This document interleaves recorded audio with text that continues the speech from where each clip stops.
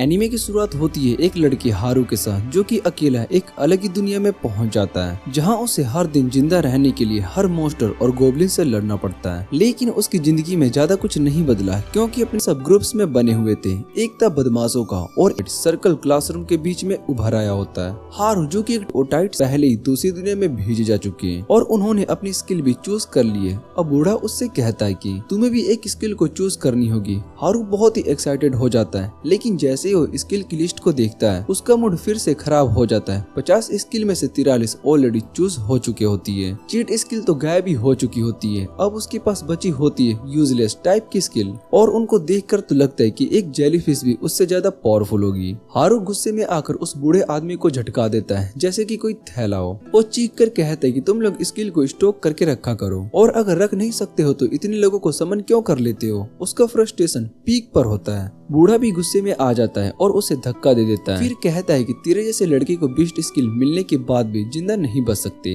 तुम्हारा तो सर्वाइवल का चांस ही 0 है। तब वो बूढ़ा आदमी उसे बची हुई सारी स्किल दे देता है और उसे सीधा नीचे नई दुनिया में धकेल देता है। हारू आके फाड़ कर देखता है, उसके आसपास एक घना जंगल होता है। वो थोड़ा सा घबराया हुआ होता है, लेकिन तभी उसे जमीन पर एक पाउच मिलता है। जब वो उसे उठाकर देखता है तो उसमें अनलिमिटेड सामान रखने की कैपेसिटी होती है, एक खाली यूजफुल आइटम। लेकिन पाउच के अंदर की चीजें बिल्कुल बेसिक होती है। फिर अपनी स्टेट्स को चेक करने की कोशिश करता है। तभी स्क्रीन पर 2 डाइस दिखाई देते हैं। जैसे वो उन्हें थ्रो करता है, दोनों डाइस पर M लिखा होता है। उसे समझ में नहीं आता है कि इसका मतलब क्या है, लेकिन सिस्टम कहता है कि सारी पॉइंट्स एक स्किल में डालने हैं। वो सोचता है कि M का मतलब कहीं माइनस तो नहीं है, इसलिए सेफ खेलता है और सब कुछ लग स्टेट में डाल देता है। तभी उसे मिट्टी से घर कैसे बनाते हैं। जंगल से गुजरते हुए उसके मन में डर होता है कि कोई बड़ा मॉन्स्टर सामने ना आ जाए। तभी एक और स्किल आइटम निकलता है, कॉन्टैक्ट लेंस का। जैसे ही वो उसे पहनता है, उसे हर चीज के स्टेट्स दिखाई देने लगते हैं। एक काफी पावरफुल और यूजफुल स्किल होती है। वो हैप्पीली आगे बढ़ता है और आसपास के हर्ब्स ढूंढता है, वेनोम मशरूम्स और भी काफी यूजफुल चीजें जिनको वो बेचकर अच्छा पैसा कमा सकता है। और उसके पास तो वो पाउच भी है जिसमें जितना चाहे उतना सामान मॉन्स्टर ना हो। और धीरे से केव के अंदर चला जाता है। केव के अंदर अंधेरा होता है, तो अपना लालटेन और मैजिक टेंट निकालता है और वहाँ आराम से टेंट लगा लेता है। रात तक वो फायरवुड को इकट्ठा कर उस रात वो पहली बार चैन से सोता है। अगले दिन जब वो उठता है तो वो देखता है कि उसके कुछ स्किल लेवल अप हो चुके हैं, लेकिन वो थोड़ा थका हुआ होता है, तो बस आसपास चेक करता है कि सब कुछ सेफ है या फिर नहीं। तब उसे लगता है कि उसकी मॉन्स्टर रिपेलिंग टेक्निक्स ने काम कर दिया है। थोड़ी देर के बाद हारू को भूख लगने लगती है, तो वो फिर पर एक मसल फार्मर की तरह जी सकता है। पर फिर उसे याद आता है कि प्रोटीन पाउडर तो है ही नहीं, को मोटी चीजें उठा रहे होते हैं। हारू तुरंत डर जाता है और एक झाड़ी के पीछे छिप जाता है। गोब्लिन कुछ अजीब से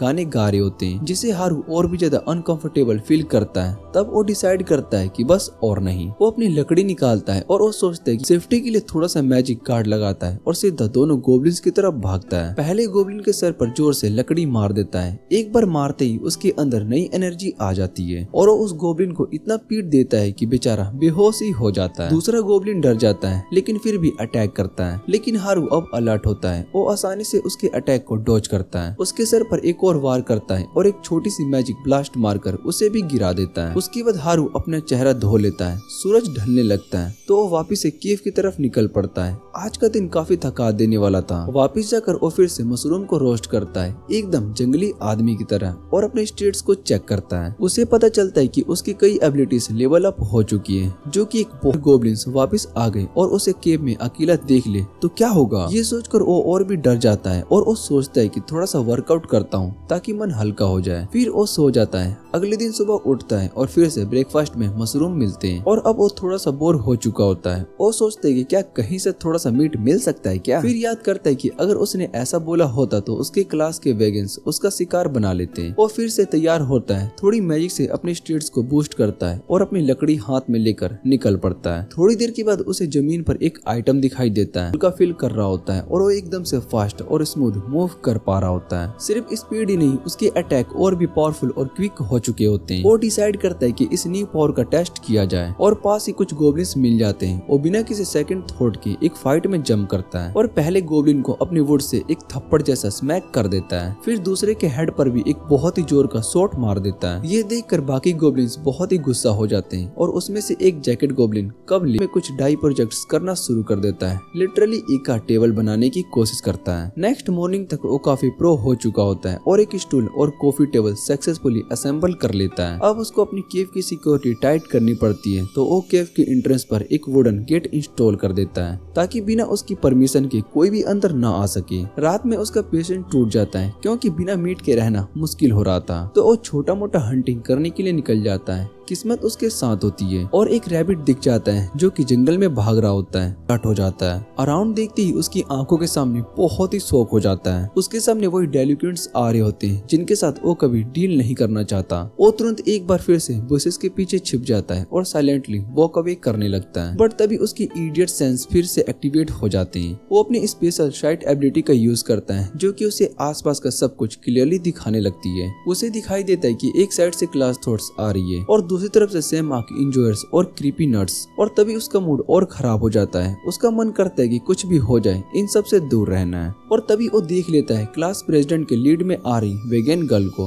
वो तुरंत बनी को छोड़ देता है और वो सोचता है कि क्या उसे उस क्लास प्रेसिडेंट से मिलना चाहिए क्योंकि वो उसके लिए हमेशा अच्छी रही है और वो उसे फर्स्ट ग्रेड से जानता है। बट फिर उसके अंदर का अलोन वॉरियर जाग जाता है और वो अपने आप को फोर्स करता है बॉस है और इस वर्ल्ड को अकेला ही कॉन्क्यूर करेगा। इसके बाद हम देखते हैं कि हारू अपने अकेले लाइफ को सेलिब्रेट कर रहा होता है, लेकिन थोड़ा ज्यादा ही खुश हो जाता है और आवाज कर देता है। ये आवाज तुरंत डेलिक्वेंट ग्रुप सुन लेता है। हारू डर जाता है कि कहीं वो लोग उसे पकड़कर वेज ना ले दे, इसलिए वो तुरंत बुशेस के अंदर ही छुप जाता है। तभी उसमें से एक घमंडी लड़का कुछ गड़बड़ महसूस करता है और बुशेस की तरफ बढ़ता है, लेकिन उसी वक्त एक खरगोश आ जाता है जो कि हारू को बचा लेता है और डेलिक्वेंट्स उसे इग्नोर करके बोर होके वापस चले जाते हैं। हारू उनके पीछे पीछे नदी के किनारे तक पहुंच जाता है जहाँ वो सब बैठकर नॉर्मल बातें करने लगते हैं जो कि आम लड़के करते हैं। हारू उनके फादरलेस बिहेवियर को देखकर बहुत ही परेशान हो जाता है और वो सोचता है कि क्लास रिप्रेजेंटेटिव कभी भी ऐसे लड़कों के जाल में नहीं आएगी। तभी उसकी नजर पड़ती है उन डेलिक्वेंट्स के एक नड लड़के टेनिका को पकड़ कर रखा होता है और उसे गूगल की तरह अपनी ट्रेड स्किल का यूज करके आंसर निकलवा रहे होते हैं। थोड़ी देर के बाद वो सब उस पर स्ट्रीम की तरह बाकी क्लासमेट्स को ढूंढने के लिए निकल जाते हैं, लेकिन हारू उन सब में इंटरेस्टेड नहीं होता है, इसलिए वो वापिस से अपनी केव में आ जाता है और कुछ मशरूम्स पकाकर अपने स्टेट्स को चेक करता है। वहाँ पर उसे पता चलता है कि उसकी लोनर स्किल लेवल अप हो गई है क्योंकि उसने अपने क्लासमेट से दूर रहने का चूज किया,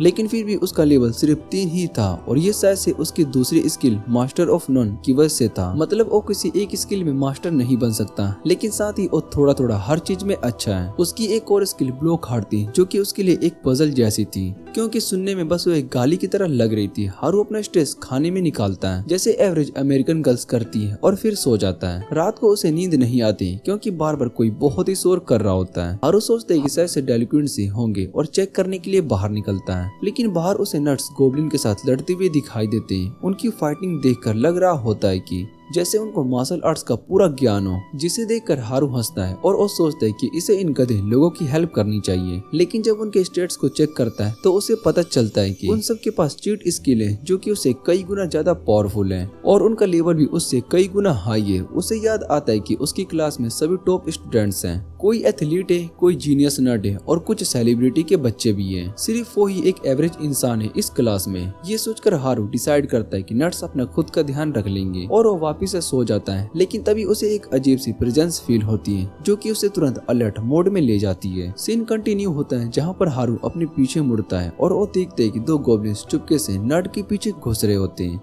उनके हाथ में बड़ी बड़ी क्लब्स होते हैं और वो सीधा अटैक करने वाले होते हैं। हारू को नट्स पर थोड़ा सा तरस आ जाता है और वो उनकी मदद करने का डिसाइड करता है। वो तुरंत अपनी मोटी सी लकड़ी लेकर दोनों गोब्लिन्स को एक ही स्विंग में उड़ा देता है, जिससे कि वो दूर जाकर गिरते हैं। नट्स पलट कर देखते हैं और हारू को वहाँ पर देखकर बहुत ही हैरान हो जाते हैं, लेकिन उसकी मदद के लिए उसका शुक्रिया भी करते हैं। हारू उन्हें अपनी केव की तरफ ले आता है। केव को देखकर नट्स और भी शौक हो जाते हैं क्योंकि वो बिल्कुल साफ सुथरी होती है। उसके अंदर हर तरह के यूजफुल आइटम होते हैं। नट्स बहुत ही हैरान हो जाते हैं कि आखिर हारू ने ऐसी केव को सेटअप कैसे कर ली। और मजे की बात ये होती है कि अंदर एक भी एनिमे बॉडी पिलो नहीं होता। नर्स उससे पूछते कि तुमने ये सब कैसे किया। हारू उन्हें बताता है कि उसके पास अर्थ मैजिक और कुछ और भी लो लेवल की मैजिक स्किल है जिनसे उसने ये सब सेटअप किया। फिर हारू उनसे पूछता है कि बाकी क्लासमेट्स कहाँ पर हैं। ये सुनकर सब नर्स बहुत ही चुप हो जाते हैं। ग्लासेस वाला नट नीचे देखकर फाइनली हारू को बताता है कि वो सब लोग अभी भाग रहे हैं। हारू बहुत ही हैरान हो जाता है और वो पूछता है कि इसका मतलब क्या है। तब नट समझाता है कि जिस दिन सबको नए वर्ल्ड में भेजा गया था सब बहुत ही शौक में थे, कोई भी नहीं समझ पा रहा था कि आखिर हो क्या रहा है। लेकिन नर्स को तुरंत समझ में आ गया कि एक अलग ही अल्टरनेट वर्ल्ड है जहाँ उन्हें चीट स्किल मिली है, इसलिए उन्होंने सिचुएशन को समझकर अपना फायदा उठाना शुरू कर दिया। इसके बीच एस वाले बच्चे चिल्लाने लगे और कुछ लड़कियां बोर हो रही थी। क्लास रिप्रेजेंटेटिव सबको शांत करने की कोशिश कर रही थी। तभी डेलिक्वेंट्स को लगा कि नर्स को सब कुछ पता है और उन्होंने धमकी दी कि अगर उन्होंने सच नहीं बताया तो वो उनकी पिटाई करेगा।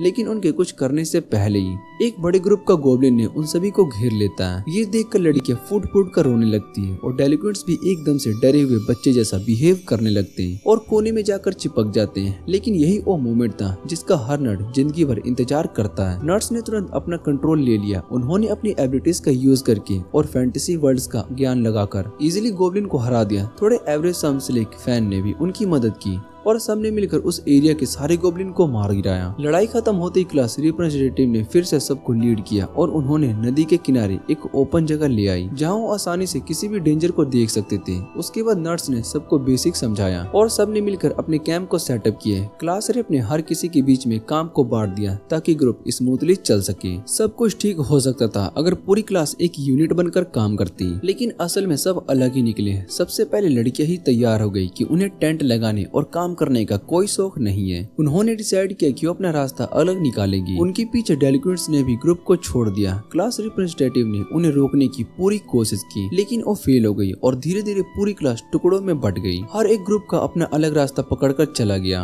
इस सब के बाद क्लास रिप्रेजेंटेटिव के पास सिर्फ नर्ड्स और कुछ स्टूडेंट्स बचे जो टीम बनाकर चलने की कोशिश कर रहे थे, लेकिन बाकी सब इनकम्प्लीट थे। इसलिए सारा काम नर्ड्स के ऊपर आ गया, चाहे गोब्लिन से लड़ना हो या कैंप को सेव रखना। नर्ड्स रिस्पॉन्सिबल बन गई थी। नर्स अपना लेवल भी जल्दी से जल्दी बढ़ाना चाहते थे क्योंकि उन्हें पता था कि दो डेंजरस स्किल ऐसी है जो कि बाकी सब पर कंट्रोल कर सकती है। और अफसोस की बात ये होती है कि वो दोनों स्किल डेलिक्वेंट्स के पास चली गई थी जिन पर बिल्कुल भी ट्रस्ट नहीं किया जा सकता था और उन स्किल से बचने का सिर्फ एक ही तरीका था, अपने मैजिक रेजिस्टेंस को हाई लेवल तक अपग्रेड करना। डेलिक्वेंट्स ने भी ये बात को समझ ली और उन्होंने अपना लेवल अप करना स्टार्ट कर दिया ताकि उनके कंट्रोल स्किल सब पर काम कर सके और उस सब पर राज कर सके। नर्स ने अपना ये प्लान क्लास रैप को बताया और उसने डिसाइड किया कि वो भी ट्रेनिंग करेगी और अपना लेवल बढ़ाएगी। कुछ दिनों के अंदर ही डेलिक्वेंट्स ने माइंड कंट्रोल स्किल को सीख ली और तभी उन्हें क्लास रैप नियरली बाय मिल गई। उन्होंने तुरंत उस पर स्पेल का यूज करने की कोशिश की लेकिन क्लास रैप अपने ही प्लान में थी। उसने तुरंत उन्हें शॉक देकर नीचे गिरा दिया। बाद में नर्स ने उन डेलिक्वेंट्स को कैंप तक वापस खींच कर लाया जहां उनकी सारी प्लानिंग सामने आ गई। सबने डिसाइड किया कि डेलिक्वेंट्स को ग्रुप से बाहर निकाल दिया जाए, लेकिन कहानी यहीं पर खत्म नहीं होती। ये लूजर्स वापस से आए और अपनी ही क्लास पर अटैक करने लगे। उन्होंने कैंप को अलग कर दिया और नर्स का पीछा करने लगे ताकि उन्हें सबक सिखा सके। पूरा कैंप तबाह हो गया क्योंकि कोई भी डेलिक्वेंट के खिलाफ खड़ा होने की हिम्मत नहीं कर पा रहा था। ये देखकर नर्स का दिल टूट गया क्योंकि कैंप बनाने में उन्होंने सबसे ज्यादा मेहनत की थी और ऊपर से लड़कियां भी नर्स पर इल्जाम लगाने लगी थी कि ये सब उन्हीं की वजह से हुआ है। उन्होंने कहा कि नर्स को डेलिक्वेंट से पंगा नहीं लेना चाहिए था। जब नर्स अपनी बातों का प्रूफ नहीं दे पा रहे थे तो पूरी क्लास उनके खिलाफ हो गई। सिर्फ क्लास रेप ही उनके सपोर्ट में आई, लेकिन माहौल इतना awkward हो गया था कि नर्स ने डिसाइड कर लिया था कि उन्हें अपना रास्ता अलग करना ही पड़ेगा। ये सब सुनकर हारू एकदम से शॉक हो गया। उसने नर्स को जोर से गले लगाया और बोला, तुम लोग असली हीरो हो यार, और फिर सबको ट्रीट देने का डिसाइड किया। रात भर उन्होंने श्रोम्स गाए जैसे कि माइक टायसन पॉडकास्ट पे स्नैक्स खा रहे हो। अगली सुबह हारू ने उनको एक बैग श्रोम्स का दिया और अलविदा कहा। नर्स ने उससे पूछा, क्या तुम हमारे साथ एडवेंचरिंग करने के लिए टाउन चलोगे क्योंकि तुम हम में से सबसे ज्यादा मैच करते हो। लेकिन हारू ने तुरंत मना कर दिया और बोला, मैं लोनर हूँ और मुझे अकेला ही रहना पसंद है, और लिटरली उन्हें कुत्ते जैसा दौड़ाकर भगा दिया। वापस जाते वक्त उसने सोचा कि अपने बाकी के क्लासमेट्स को चेक करे, खासकर क्लास रैप को, लेकिन रास्ते में उसका टकराव एक रैबिट वुल्फ से हो गया। वुल्फ ने उसके हाथ पर जोर से काट लिया, लेकिन हारू ने अपना डंडा उसके सर पर बजा दिया और बेचारा वुल्फ एक ही हिट में गिर गया। हारू अलग दौड़ गया। रात होते होते उस एरिया तक पहुंच जाता है। उसके क्लासमेट्स कैंप करके बैठे थे, लेकिन अब वहां पर बस जले हुए लकड़े और कैंप के कुछ रेमेंस ही बचे थे।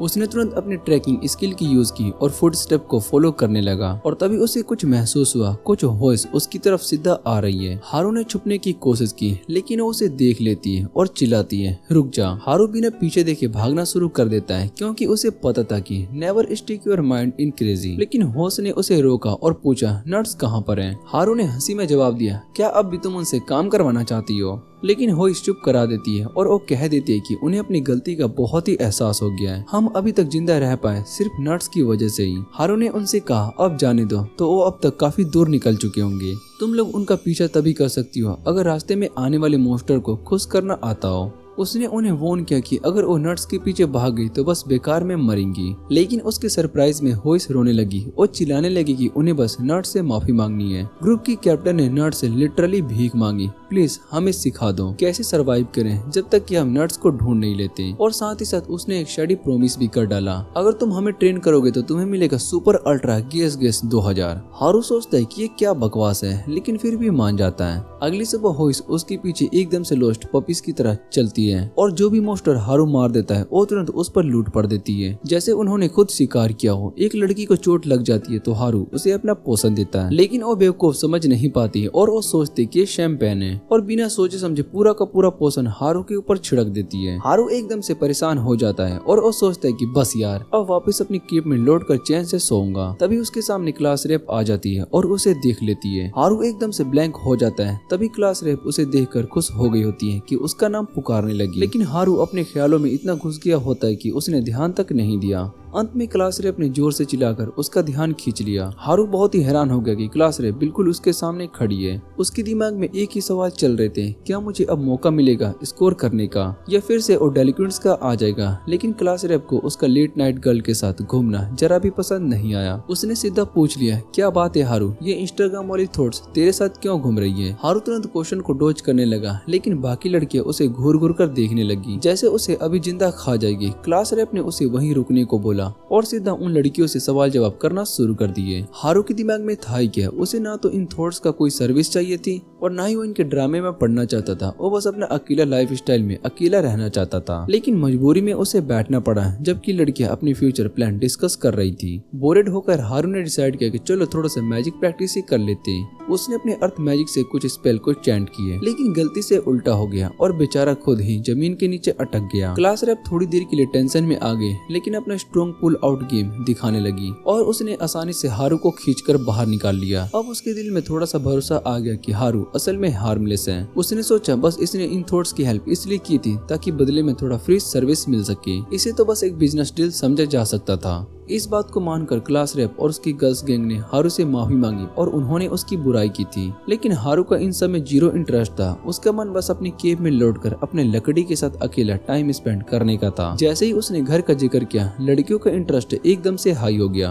उन्होंने तुरंत उससे पूछा, वेट क्या तुम यहाँ पर जन्म लिए हो? हारू ने सोचा और बोला, नहीं मैं बस तुम्हारी वजह से इस दुनिया में आया था। बस फ्री टाइम था तो मैंने सोचा अपना घर बना लूं। ये सुनकर गोल्ड ड्रैगन गैंग ने तुरंत अपना सीक्रेट मीटिंग शुरू कर दी और फिर क्लास रेप ने सीधा सवाल पूछा, तुम्हारा घर कितना बड़ा है? हारू ने थोड़ा कैलकुलेट करके बोला, लगभग 220 लोग आराम से आ जाएंगे और अगर थोड़ा फर्नीचर और बाथ हाउस हटा दूं तो और भी ज्यादा। लड़कियां ये सुनकर हिल गई। बाथ हाउस उनके लिए ये एकदम लग्जरी था। क्लास रेप चिल्लाई, मतलब तुम ऐस में रह रहे हो और हम बियर ग्रिल्स जैसे स्ट्रगल कर रहे हैं। अंत में क्लास रेप ने अपनी हिम्मत जोड़कर हारू से पूछा, क्या हम एक रात तेरे घर पर रुक सकते हैं? ये सुनकर हारू का दिमाग एकदम से शॉर्ट सर्किट हो गया। उसके दिमाग में तुरंत बहुत ही गंदी गंदी फैंटेसीज चलने लगी जिसमें की लड़कियां बहुत ही छोटे छोटे ड्रेस पहने हुई सामने थी। लेकिन क्लास रेप ने तुरंत जोर से डांटा, ओए स्कैंडिलियस, सोचना बंद कर दे। और बस फिर सब जंगल के रास्ते हारू के पीछे चल दिए। हारू ने अपनी गूगल मैप्स जैसी ट्रैकिंग स्किल को ऑन की और रात के अंधेरे में इजीली रास्ते चलने लगा जबकि बाकी लड़के एक एक कदम उठाने में तकलीफ झेल रही थी।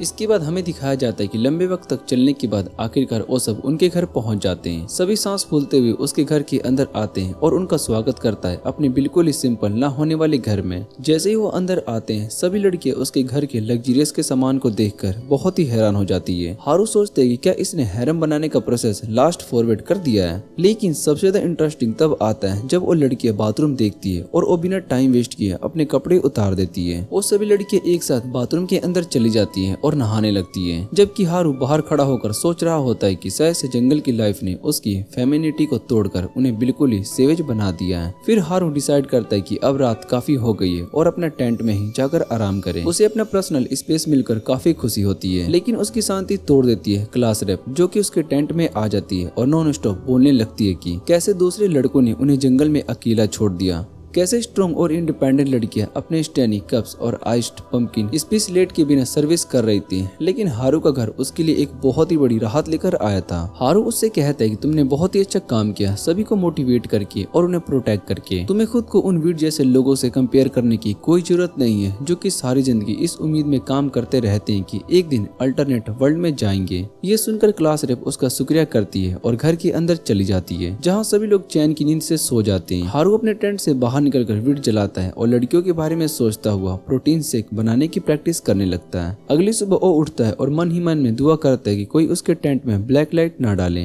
तभी उसको अपने टेंट में एक पर्पल हेयर वाली लड़की दिखाई देती है। हारू सोचता है कि कहीं ये वही अल्बामा वाली स्टेप से सीन तो नहीं है, लेकिन वो लड़की असल में उसकी एक क्लासमेट निकलती है। वो हारू से कहती है कि ब्रेकफास्ट के लिए रेडी हो जाओ, क्योंकि उन्होंने मशरूम और फिश बनाई है। ये सुनकर हारू इतना हैरान हो जाता है कि गलती से उसका सर उस लड़की के सिर से टकरा जाता है। फिर वो तुरंत बाहर भागकर मछली को भूखे भेड़ियों की तरह खाना शुरू कर देता है। क्लास रेप उसको देखकर पूछती है तुम ऐसा बिहेव क्यों कर रहे हो, जैसे कि तुमने पहली बार मछली को देखी है। हारू गुस्से में बोलता है कि चुप रहो, मैं हर दिन नदी पर जाता हूँ, वहीं पर बैठकर फिशेस देखता हूँ, जबकि उन्हें पकड़ भी नहीं पाता हूँ, और ये बहुत ही गंदे मशरूम खा रहा हूँ कितने दिनों से मैं। क्लास रेप फिर पूछती है कि अगर तुम हर दिन मछली देखते हो, तुमने कभी उन्हें पकड़ा क्यों नहीं। हारू हंसकर कहता है कि ओ फिश, कल रात तो मेरी टाइमिंग से भी बहुत ही ज्यादा स्लिपरी है, इसलिए पकड़ना मुश्किल है। फिर वो पूछता है कि तुमने ये मछलियाँ कैसे पकड़ी। क्लास रेप कहती है कि हमें स्लिपरी चीजों को हैंडल करने का एक्सपीरियंस है और ऊपर से हमारे पास मैजिक भी है। तभी एक लड़की उसे दिखाती है कि वो अपने लाइटिंग मैजिक का यूज करके कैसे फिश को सोक करके पकड़ती है। ये देखकर हारू बहुत ही एक्साइटेड हो जाता है और वो कहता है कि मुझे एक बार और दिखाना। वो लड़की फिर से एक लाइटिंग बॉल बनाती है, लेकिन इस बार हारू उसके पास जाकर उस लाइटनिंग को ही एक प्लास्टिक क्यूब के अंदर कवर कर लेता है और उसे पानी में फेंक देता है, और तभी सारी फिशेस एक बार में ही मर जाती है। सीन आगे बढ़ता है जहाँ पर हारू लाइटिंग मैजिक भी सीख लेता है, और ये देखकर वो खुद बहुत ही ज्यादा एक्साइटेड हो जाता है। लड़कियां थोड़ी कंफ्यूज्ड होती है, लेकिन हारू उन्हें बताता है कि अपनी पैकिंग मैजिक की मदद से वो एलिमेंटल मैजिक भी सीख सकता है। ये सुनकर क्लास रेप सोचती है कि ये तो बिल्कुल एक चीट स्किल लग रही है, लेकिन हारू उससे कहता है कि जो बूढ़ा खुद को गॉड बोलता था,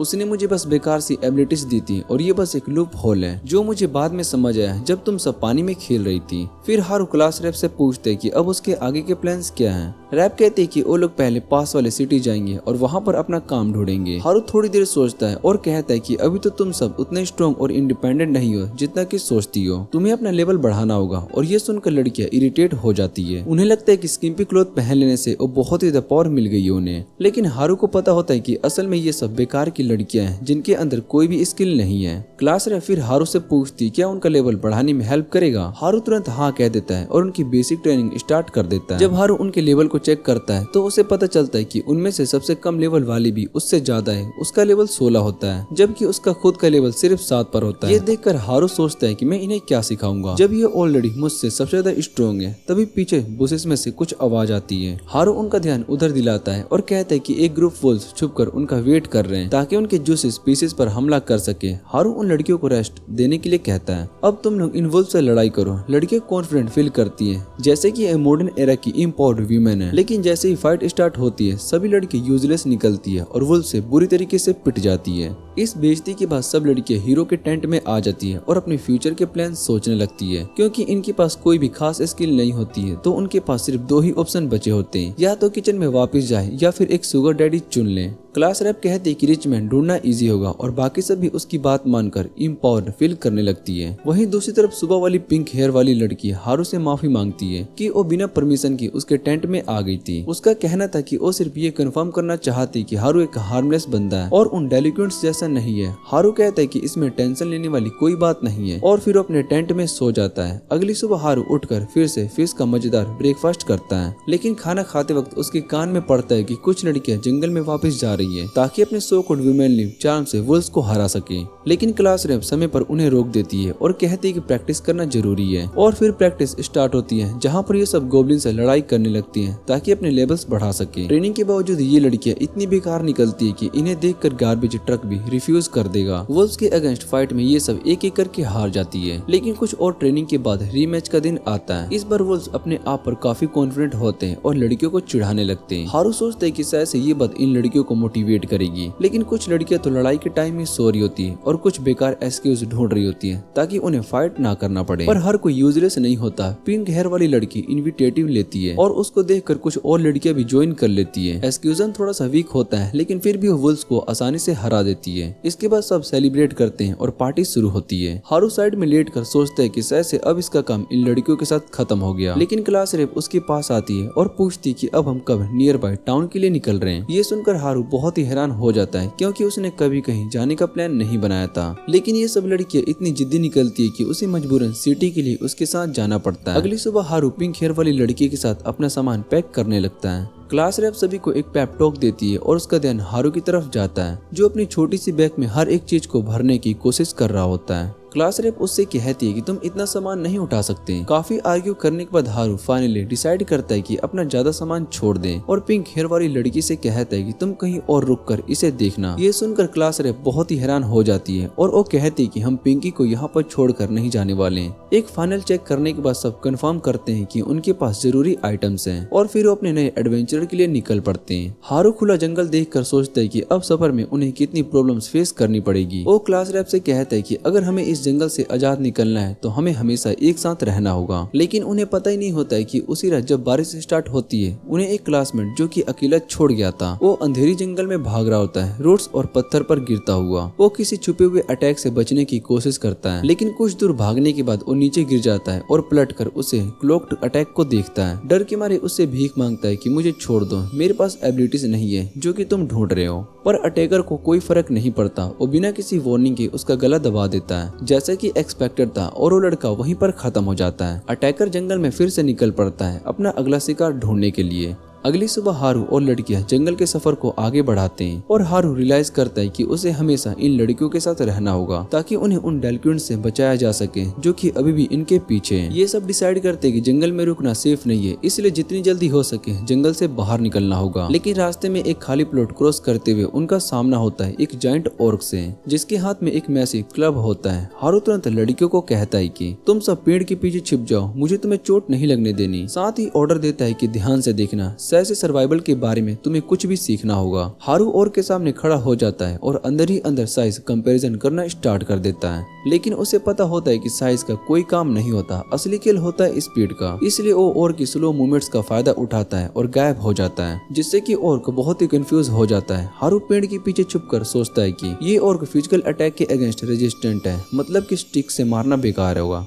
उसे समझ में आता है कि यहाँ पर सिर्फ मैजिक से काम चलेगा। वो अपने स्टेट्स को खोलता है और चेक करता है कि कौन सा स्पेल यूज कर सकता है, पर उसके पास तो सिर्फ बेसिक एलिमेंटल मैजिक ही होता है जो वो क्लीनिंग, वैक्यूम और डस्टिंग के लिए यूज करता था। इससे पहले कि वो डिसाइड करे, ऑर्क उसे ढूंढ लेता है और गुस्से में आकर पेड़ को 2 टुकड़ों में तोड़ देता है। फेरकोर अपना क्लब स्विंग करना स्टार्ट कर देता है, बिल्कुल मेरे टॉक्सिक एक्स की तरह। लेकिन फर्क तो ये है कि हारू डॉज करने में मास्टर होता है। वो पीछे हटता रहता है और प्लान बनाता है, फिर वो ऑर्क के पीस ब्रेन का फायदा उठाता है, कुछ फैंसी मूव करता है और पीछे से जाकर उसके पैर पर स्टिक से धमाका मार देता है। ऑर्क धीरे धीरे गिर जाता है और लड़कियां जो कि पेड़ के पीछे छिपकर देख रही होती है, शौक में आ जाती है कि एक बड़ा ऑर्क इतनी आसानी से गिर गया। हारू खुद भी बहुत ही शॉक्ड होता है, क्योंकि नर्स ने बोला था कि ऑर्क फिजिकल डैमेज के अगेंस्ट रेजिस्टेंट होते हैं। लड़कियां इरिटेट हो जाती है क्योंकि उन्हें यहाँ कुछ भी सीखने को नहीं मिलता। हारू ने तो मैजिक का यूज किया ही नहीं होता। हारू उनसे माफी मांगता है और प्रॉमिस करता है कि अगर अगली बार ऑर्क आएगा तो वो उसे अपनी मैजिक से ही हराएगा। ज्यादा देर नहीं लगती और अगली ओपोनेंट आ जाती है। एक बेचारा ऑर्क अपने ऐसी टॉयलेट की तरफ वॉक कर रहा होता है। हारू लड़कियों को इम्प्रेस करने के मूड में होता है और अपना अनलिमिटेड ऑरा दिखाता है। उसके हाथ में एक छोटी सी फायर बॉल बन जाती है। हारू सोचता है कि शायद से ये वीक होगी क्योंकि वो पहली बार यूज कर रहा है, लेकिन जैसे ही वो कोप चिल्लाता है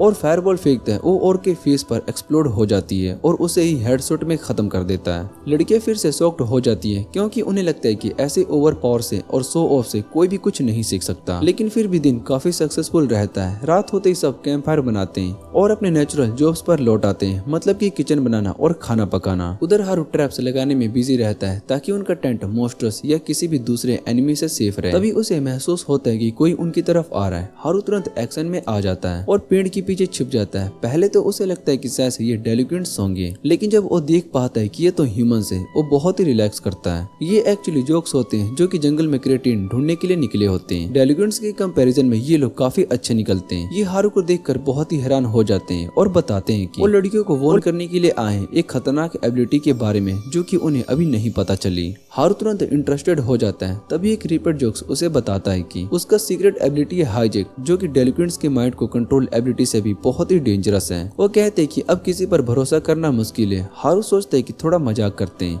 और प्रिटेंड करता है कि उसके पास भी हाजिक स्किल है, लेकिन जोक्स हंसकर कहते हैं कि अगर तेरे पास होती तो क्या, तू तो अपने घर में सूट इन ही बना रहता। हारू को बहुत ही बुरा लगता है और वो कहता है कि एक्चुअली उसके पास एक एबिलिटी है जिसका नाम होता है सर्विट्यूड। लेकिन जोक्स मजाक उड़ा देते हैं और बोलते हैं कि भाई अभी 2025 चल रहा है, सेलिब्रिटी वाली वाइब्स साउथ में भी नहीं चलते हैं। उसके बाद वो हारू को अलविदा बोलते हैं और वॉर्न करते हैं कि हाजिक एबिलिटी वाले बंदे से बचे रहना। फिर अपने प्रोटीन शेक की तलाश में जंगल में निकल पड़ते हैं। अगली सुबह लड़कियां वेपन ट्रेनिंग के लिए रेडी होती है, लेकिन एक्चुअल में वो अपने मेकअप करने में होती है। तभी हारू जंगल में थोड़ा सा हल्का होने के लिए निकलता है, लेकिन उसके पीछे क्लास रेप आ जाती है। वो उसे रोककर पूछती है कल रात कहाँ था। हारू होनेस्टली रिप्लाई करता है कि उसकी जोक से मुलाकात हुई थी जिन्होंने उसे हाजिक एबिलिटी के बारे में वॉर्न किया। ये सुनते ही क्लास रेप का चेहरा सफेद पड़ जाता है और वो घबराकर सिर झुकाकर माफी मांगती है कि उसने एक इम्पोर्टेंट चीज छुपाई है। लेकिन हारू कोई बेवकूफ नहीं होता। उसने पहले ही गैस कर लिया था कि क्लास रेप के पास हाईजैक एबिलिटी है। क्लास रेप बहुत ही शॉक्ड रहती है ये देखकर कि हारू इतना काम क्यों है। वो पूछती है कि तुम्हें कैसे पता चला। हारू मस्त टोन में बोलता है कि मैं उन क्रेटिन गजलिंग नम स्कल जैसा डम नहीं हूँ, मैंने तेरी बिहेवियर से ही समझ लिया था। क्लास रेप अब भी काफी कंफ्यूज होती है क्योंकि हाईजैक एक काफी स्कैरी एबिलिटी है। इसके जरिए वो किसी को भी मारकर उनकी स्किल अपने पास ले सकती है। हारू क्लास रेप को चिल करने को बोलता है और कहता है कि टेंशन लेने की कोई जरूरत नहीं है। नर्स ऑलरेडी डेलिक्वेंट्स की माइंड कंट्रोल एबिलिटी सील करने पर काम कर रहे हैं। अगर उन्हें हाईजैक एबिलिटी के बारे में पता होने के बाद भी उन्होंने कुछ चेंज नहीं किया, इसका मतलब है कि वो उस पर ट्रस्ट करते हैं। हारू भी वैसा ही फील करता है और कहता है कि उसे काफी रिलीफ फील मिला ये जानकर कि क्लास रेप के पास ये चीट एबिलिटी है,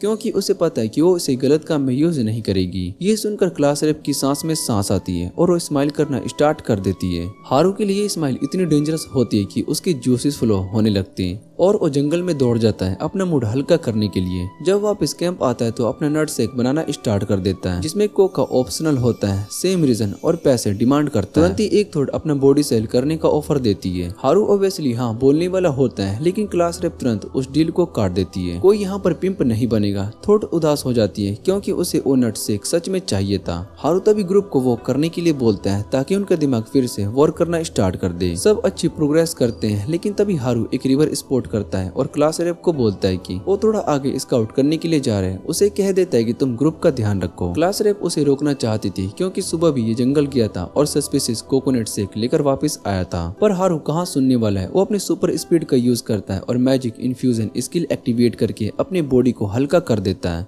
अब वो ज्यादा निम्बल फील करता है, पेड़ से पेड़ जंप मारता है और फिर स्काई में लॉन्च हो जाता है ताकि एक बड़ा व्यू मिल सके। उसे रियलाइज होता है कि उन्होंने काफी ग्राउंड कवर कर लिया, लेकिन भूल गया एक छोटी सी बात है, लैंडिंग गियर तो है ही नहीं। रिजल्ट वो कार्टून की तरह हवा में हिलता है और सीधा जमीन पर धड़ से गिर जाता है। बरेली HP 1 के साथ बचता है। जब तक वो कैंप वापस आता है रात हो चुकी होती है। क्लास रेप उसके घाव वाले चेहरे को देखकर बहुत ही गुस्से से आ जाती है। हारू चिल मोड में कहता है कि मैं बस पेड़ से गिर गया था, लेकिन क्लास रेप चिल्लाने लगती है कि अपना सर बार बार मत मारा करो, वैसे ही तुम्हारी IQ बहुत ही लो है। यूजुअली हारू को लड़कियों की ओपिनियन से डील नहीं करना पड़ता, लेकिन यहाँ वो उसे काम करने के लिए एक और सस्पिशियस नट शेक ऑफर करता है। क्लास रेप मना करके गुस्से में चल देती है, लेकिन तुरंत एक थॉट उसके पास आ जाती है और कहती है कि स्काउटिंग की वजह से उसका बैग अच्छे से हो गया है। हारू खुश होता है क्योंकि कम से कम उसके जंगल ट्रिप में एक फास्ट रूट तो मिल गया। अगली सुबह थोड़ा रोना धोना और पानी वाली सीन के बाद ये लोग जंगल में और कुछ और से टकरा जाते हैं। वही लड़की सबसे पहले भाग निकलती है और भागने के चक्कर में बेचारी हारू को पैर के नीचे कुचल कर निकल जाती है। फिर काफी प्रॉब्लम फेस करते हुए और जंगल में दिनों तक ट्रेवल करने के बाद ये सब फाइनली जंगल के बाहर आ जाते हैं और सामने एक सुंदर सा सिटी का नजारा देखते हैं। तभी हारू को सडनली पता चलता है कि उसके पास एक नई स्किल अनलॉक हो गई है जिसका नाम होता है एयर वॉक। हारू उस स्किल को टेस्ट करता है और उसे देखकर खुद भी बहुत ही हैरान हो जाता है क्योंकि अब वो ऐसे हवा में चल सकता है जैसे कि स्टेयर्स चढ़ रहा हो। क्लास रेप ये देखकर बहुत ही शॉक्ड हो जाती है, पर हारू उसे चिल रहने को कहता है और खुद आसपास चेक करने लगता है कि कहीं कोई और डेंजर तो नहीं है। हारू हवा में काफी दूर तक चला जाता है, अपनी सर्विजन स्किल से दूर तक देखने लगता है। तभी उसे कुछ एनपीसी दिखाई देते हैं जो कि मोस्टर से लड़ रहे होते हैं। हारू पीछे लौटकर क्लास रेप को बताता है। रैप तुरंत कहती है कि हमें उनकी हेल्प करनी चाहिए। हारू को कंपटीशन बिल्कुल भी पसंद नहीं होता, इसलिए वो मना कर देता है और कहता है कि शायद से वो लोग बैंडिट्स भी हो सकते हैं। लेकिन क्लास रेप उससे रिक्वेस्ट करती है कि अगर वो लोग बैंडिट्स नहीं है तो वो बेचारे कहीं मर ना जाए। हारू सोचता है कि ये लड़के बिल्कुल ही पागल है, इसलिए वो उन्हें चिल रहने को कहता है और खुद अकेला ही चेक करने के लिए निकल जाता है। प्रॉब्लम ये होती है कि एनपीसी बहुत ही दूर होते हैं। हारू अपनी स्मार्टनेस का यूज करता है और अलग अलग स्पेल को कंबाइन करके अपनी बॉडी को हल्का कर लेता है और विंड मैजिक से बूस्ट करता है। फिर एयरवर्क यूज करके हवा में स्टेप्स के जरिए स्पीड बढ़ा लेता है और जंप मारते मारते निकल जाता है। ये प्लेन बहुत ही परफेक्ट काम करता है और हारू को समझ में आ जाता है कि अब वो बड़े आसानी से दूर तक ट्रेवल कर सकता है। पर मुसीबत तब आती है जब क्लास रेप उसी कोप को पकड़ लेती है और उसकी मैजिक में खींच जाती है। ज्यादा वेट होने पर और ब्रेक्स कंट्रोल ना कर पाने की वजह से हारू सीधा एनपीसी के पास क्रैश लैंड करता है। इस एंट्री का रिजल्ट ये होता है कि मोस्टर तुरंत मर जाते हैं और क्लास रेप बेचारी बेहोश हो जाती है। एनपीसी उन्हें देखकर बहुत ही हैरान हो जाते हैं और सोचते हैं कि ये दोनों अजीब लोग कौन हैं। एनपीसी अपना इंट्रोडक्शन देते हैं। उनका नाम होता है गेट और टी। वो बताते हैं कि वो एक क्विस्ट के लिए आए थे मोस्टर को मारने, पर वो क्लियरली उसे हार रहे थे। अगर हारू नहीं आता तो वैसे ही मर जाते हैं। उनके ग्रुप की लड़कियां तुरंत अपना हीलिंग मैजिक का यूज करके एक दूसरे को हील करना स्टार्ट करती है और फिर अपना कार्ड्स रिपेयर करने लगती है। हारू उन्हें ग्रिल्ड मशरूम खिलाता है। गेट जैसे ही एक बाइट लेता है उसे समझ में आता है कि नॉर्मल मशरूम नहीं है बल्कि बफ श्रोम्स है, जो कि तुरंत उसकी स्ट्रेंथ को वापस दे देते हैं। हारू मशरूम बाकी पार्टी मेंबर्स को भी दे देता है और उनकी एनर्जी तुरंत वापस आ जाती है। सब ये सोचकर बहुत ही हैरान होते हैं कि भला कोई अननोन इंसान इतना वैल्यूएबल फूड रिसोर्स क्यों शेयर करेगा। लेकिन हारू के दिमाग में तो बस ये चल रहा होता है कि ये बूढ़े फोक्स अपने आसपास ऐसी होटिस लेकर बैठे हैं, जिसे देखकर वो इरिटेट हो जाता है और वो सोचता है कि अब इनकी वजह से इन्हीं पंच मार देता हूँ। पर तभी क्लास रेप होश में आती है और तुरंत हारू को रोक देती है। उसके कुछ ही देर के बाद बाकी सभी लड़कियां भी वापस आ जाती है और जैसे ही उनकी नजर खूबसूरत एल्फ पर पड़ती है तो वो उनकी ब्यूटी रूटीन के बारे में पूछने लगती है। इनकी हेल्प करने के बदले में एनपीसी डिसाइड करते हैं कि वो सबको सिटी तक एस्कॉर्ट करेगा, जो कि इनके लिए एक बड़ी सी अचीवमेंट होती है। सिटी में एंट्री करते ही लड़कियां खुशी से पागल हो जाती है। हर जगह भागकर हर शॉप को चेक कर रही होती है जैसे कि ये उनका नेक्स्ट एडवेंचर हो। हारू उन्हें ऐसे कुछ देखकर थोड़ा सा रिलैक्स फील करता है और वो सोचता है कि शायद से अब मेरा काम यहीं पर खत्म हो गया। तभी वो साइड में अपना जैक डेनियल्स लेकर चिल कर रहा होता है और लड़कियां बिल्डिंग्स देखकर बहुत ही एक्साइटेड हो जाती है। वो कपकेक जैसी लग रही होती है जिसे देखकर उनका मुंह पानी पानी हो जाता है। क्लास रेप अपना कंट्रोल मेंटेन करने की कोशिश करती है लेकिन वो अकेली सब कुछ मैनेज नहीं कर पा रही होती है, इसलिए वो हारू पर चिल्लाती है कि उसकी हेल्प करें।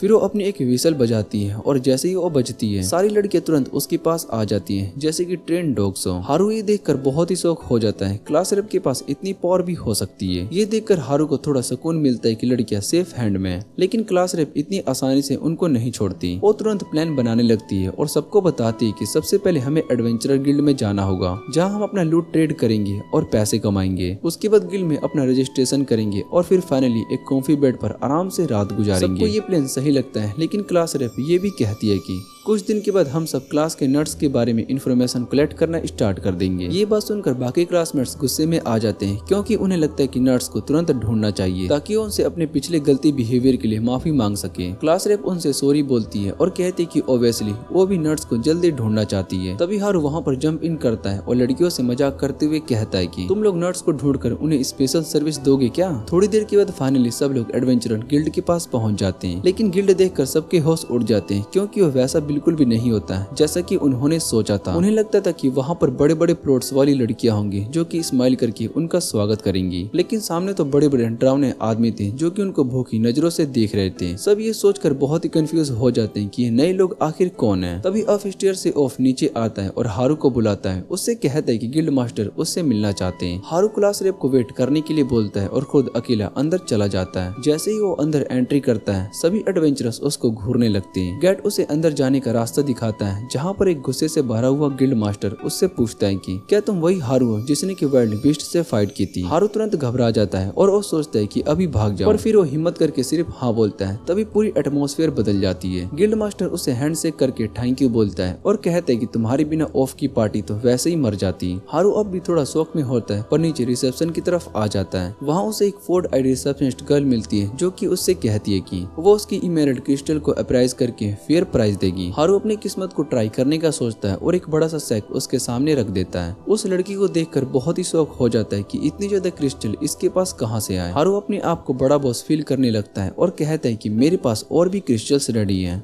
लेकिन लड़की कहती है कि अभी इतनी बड़ी क्वांटिटी अपराइज करना पॉसिबल नहीं है और एक दिन का टाइम मांगती है। हारू एग्री कर लेता है और वापस हॉल में आता है, जहां उसे पता चलता है कि लड़कियां ऑलरेडी गिल्ड में रजिस्टर हो चुकी हैं। एडवेंचरस ये देखकर बहुत ही हैरान होते हैं क्योंकि ऑलमोस्ट सभी लड़कियां लेवल 30 पर होती है, जो उनके एक्सपेक्टेशन से बहुत ही ऊपर होता है। पर हारू अंदर ही अंदर बहुत ही कॉन्फिडेंट होता है कि मैंने इन्हें ट्रेन किया और ये लोग अब लेवल 40 के एडवेंचरस को हरा सकती है। तभी एक क्लासमेट हारू को अंदर धकेल देता है और कहता है कि तुम भी रजिस्टर करो। हारू के माइंड में पहले कोई भी प्लान नहीं था एडवेंचरर बनने का, लेकिन सोचता है कि अभी अगर मैंने रजिस्टर कर लिया तो शायद से सब लड़कियां इंप्रेस हो जाएगी और मेरा लूजर लाइफ खत्म हो जाएगा। वो बड़े प्राउड से अंदर एंट्री करता है, जहाँ पर एक ब्लोंड रिसेप्शनिस्ट उसके स्टेट्स को चेक करती है, पर तुरंत ही उसे लूजर बोल देती है। वो कहती है गिल्ड में रजिस्टर होने के लिए तुम्हें कम से कम लेवल 10 और एक पार्टी के साथ होना जरूरी है। ये बात सुनकर हारू का दिल टूट जाता है और वो जमीन पर गिरकर सेकंड चांस मांगता है, लेकिन वो ब्लोंड उसे चिल्लाकर कहती कि ग्रो अप करो और अपनी लुक्स इंप्रूव करो, वरना तुम्हें कोई भी पार्टी में शामिल नहीं करेगा। और ये भी कहती कि तुम्हें तभी सोलो एडवेंचरर बन सकते हो जब तुम लेवल 20 तक पहुंच जाओ और तुम्हें प्रॉपर एडवेंचरर तब माना जाएगा जबकि तुम लेवल 30 तक पहुंचोगे। हारू ये सुनकर बिल्कुल टूट जाता है क्योंकि उसे पता था कि अपने लोलन स्किल की वजह से वो कभी पार्टी ज्वाइन नहीं कर सकता और अभी वो लेवल 20 के आसपास भी नहीं है। वो सोचता है कि शायद से वो हमेशा के लिए लूजर ही बनकर रह जाएगा।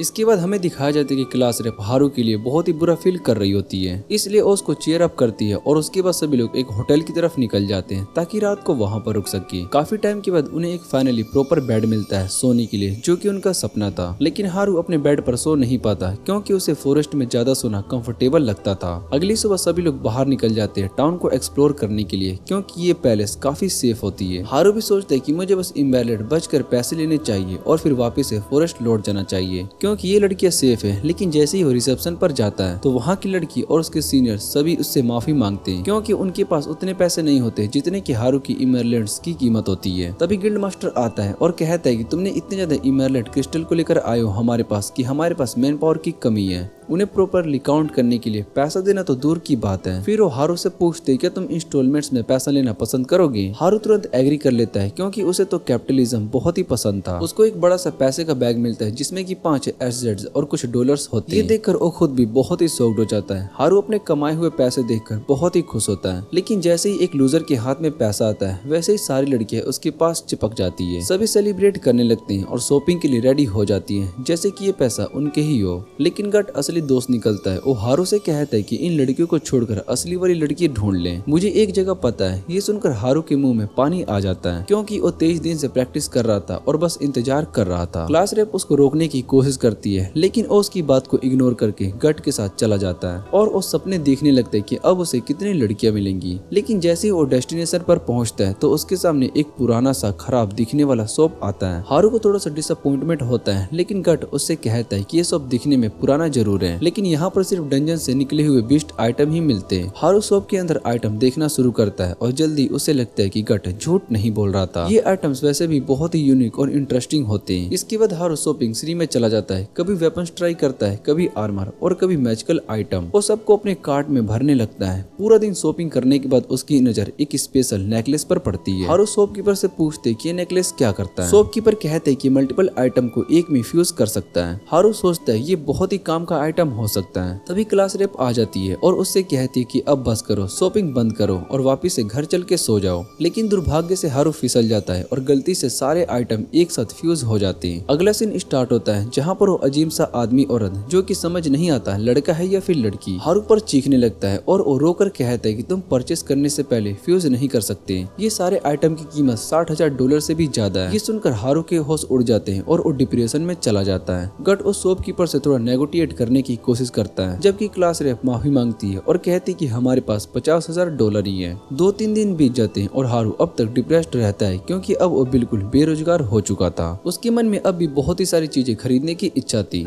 लेकिन अब ना तो पैसे बचे होते हैं और वो बाहर जाकर ना तो क्रिस्टल कलेक्ट करने को जानता था क्योंकि लेवल 20 से पहले वो क्वेस्ट को ले भी नहीं सकता और लड़कियों के साथ टाइम बिताने की कोशिश भी नहीं कर पाता क्योंकि क्लास रेप उसको पकड़ कर वापिस से टावर में बंद कर देगी। थोड़ा सोचने के बाद हारू डिसाइड करता है कि अब मुझे सिटी लाइफ छोड़ देनी चाहिए। फिर वो हैरी पॉटर का इनविजिबिलिटी क्लोक उठाता है और सीधे सब लड़कियों के सामने से निकल जाता है बिना पकड़े गए। लेकिन सिटी के बाहर निकलता है, बिना वजह के वो क्लोक उतार देता है और पागल की तरह रोड पर भागने लगता है। फिर वो पार्कोर करते हुए सिटी के वॉल क्रॉस करने की कोशिश करता है, लेकिन अपना ही नुकसान कर लेता है और वॉल पर ही अपने नट्स को तोड़ देता है। क्लास की स्पोर्टी लड़कियां उसे नीचे गिरते हुए देखती है और अपने मन में ही सोचती है कि अब ये कभी फादर नहीं बन पाएगा। उसका पूरा का पूरा प्लान फेल हो जाता है और उसे वापस से टाउन में भेज दिया जाता है। अगले दिन क्लास रेप उससे कहती है कि पनिशमेंट के रूप में अब तुम्हें यहाँ पर चुपचाप एक अच्छे की तरह बिहेव करना होगा। हारू दिखावा करता है कि वो एग्री कर गया है, लेकिन जैसे ही सब लोग चले जाते हैं वो तुरंत अपना क्लोक उठाता है और फिर से सिटी के बाहर निकल जाता है। इस बार वो क्लोक उतारता नहीं और सीधे गेट पर खड़े बड़े से गार्ड के सामने से निकल जाता है। थोड़ी देर में ही वो जंगल की तरफ भागने लगता है। रास्ते में उसे एक टूटा हुआ गाँव दिखाई देता है जहाँ पर गोब्लिन्स होते हैं, लेकिन हारू उन्हें इग्नोर कर देता है क्योंकि उसके अंदर हीरो वाली फीलिंग बिल्कुल भी नहीं थी। थोड़ा आगे जाते ही एक कैरेज दिखाई देता है जिसे कुछ आदमी लूट रहे होते हैं। हारू कुछ देर के लिए रुकता है और वो सोचता है कि क्या मुझे हेल्प करनी चाहिए, लेकिन फिर रियलाइज करता है कि इस दुनिया में ऐसे चोरी डकैती तो रोज होती होगी, इसलिए वो इग्नोर करके आगे बढ़ने लगता है। लेकिन जैसे ही वो भागने लगता है एक रोबर उसकी तरफ स्फीयर फेंकता है जिससे कि हारू बच जाता है। अब बाकी रोबर्स भी उस पर अटैक करने के लिए तैयार हो जाते हैं। हारू उन्हें कहता है कि मुझे बस अकेला रहना है, लेकिन वो सब उसकी बात पर हंसने लगते हैं और उसके बोलने का मजाक उड़ाते हैं। ये देखकर हारू के पुराने दुख भरे पल याद आ जाते हैं और गुस्से में आकर वो उनको जबरदस्ती रोस्टिंग शुरू कर देता है। लेकिन रोबर्स भी पीछे नहीं हट रहे होते हैं और वो स्पेशल एबिलिटी का यूज करके हारू पर अटैक करने लगते हैं, जो कि काफी डेंजरस होता है। इसके बाद हम देखते हैं कि जो रोबर हारू पर अटैक कर रहे होते हैं वो असल में बस बोट्स निकलते हैं,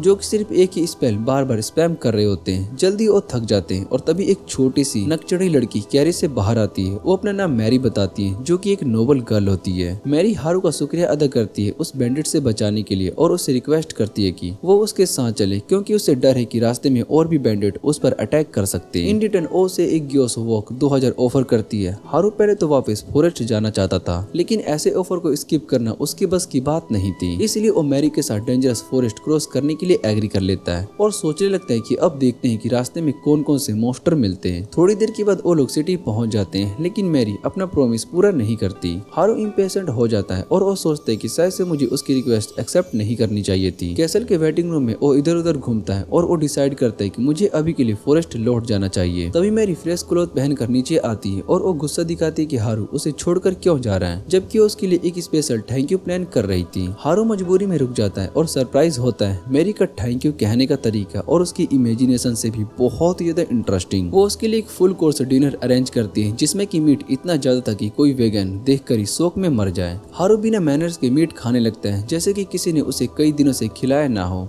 मैरी उसके टेबल मैनर्स को देखकर थोड़ी सी इरिटेट हो जाती है, लेकिन फिर भी वो उसे रिवॉर्ड देती है, एक पाउच पैसे का और एक वीआईपी आइडेंटिटी कार्ड, जैसे कि वो कभी भी सिटी में फ्री में एंट्री एग्जिट कर सकता था। लेकिन मैरी की इरिटेट होने की असली वजह ये होती है कि डिनर के टाइम पर हारू उस पर ध्यान नहीं दे रहा था, बस फूड ग्लब कर रहा था। अगले दिन क्लास रेप और बाकी सभी लड़कियां उसे घेर लेती है और पूछती है कि तुमने कल रात कहाँ गुजारी। हारू उन्हें बताता है कि उसे इस टाउन के मेयर ने अपने घर बुलाया था और वो उन्हें ये भी अश्योर करता है कि उसका इरादा फॉरेस्ट भागने का बिल्कुल भी नहीं था। लड़कियां उसकी बात मान लेती है और खुद फॉरेस्ट की तरफ निकल जाती है लेवल अप करने और रिसोर्सेस कलेक्ट करने के लिए। जब सब चले जाते हैं हारू भी अपने प्लान पर फोकस करता है। इस बार वो कॉन्फिडेंट होता है उसका आइडेंटिटी कार्ड उसे हर जगह हेल्प करेगा। वो थोड़ा सामान वोरिड शॉपकीपर की शॉप से खरीदता है और खुद के लूनर लाइफ के लिए फूड भी पैक कर लेता है। साथ ही वो क्लास रैप के लिए एक नोट छोड़ देता है जिसमें लिखा होता है कि वो जोक्स की देखभाल करने के लिए जा रहा है क्योंकि उसे उनकी चिंता है। ये आधा सच होती है, इसलिए हारू सोचते है कि क्लास रैप को ढूंढने की कोई जरूरत नहीं पड़ेगी।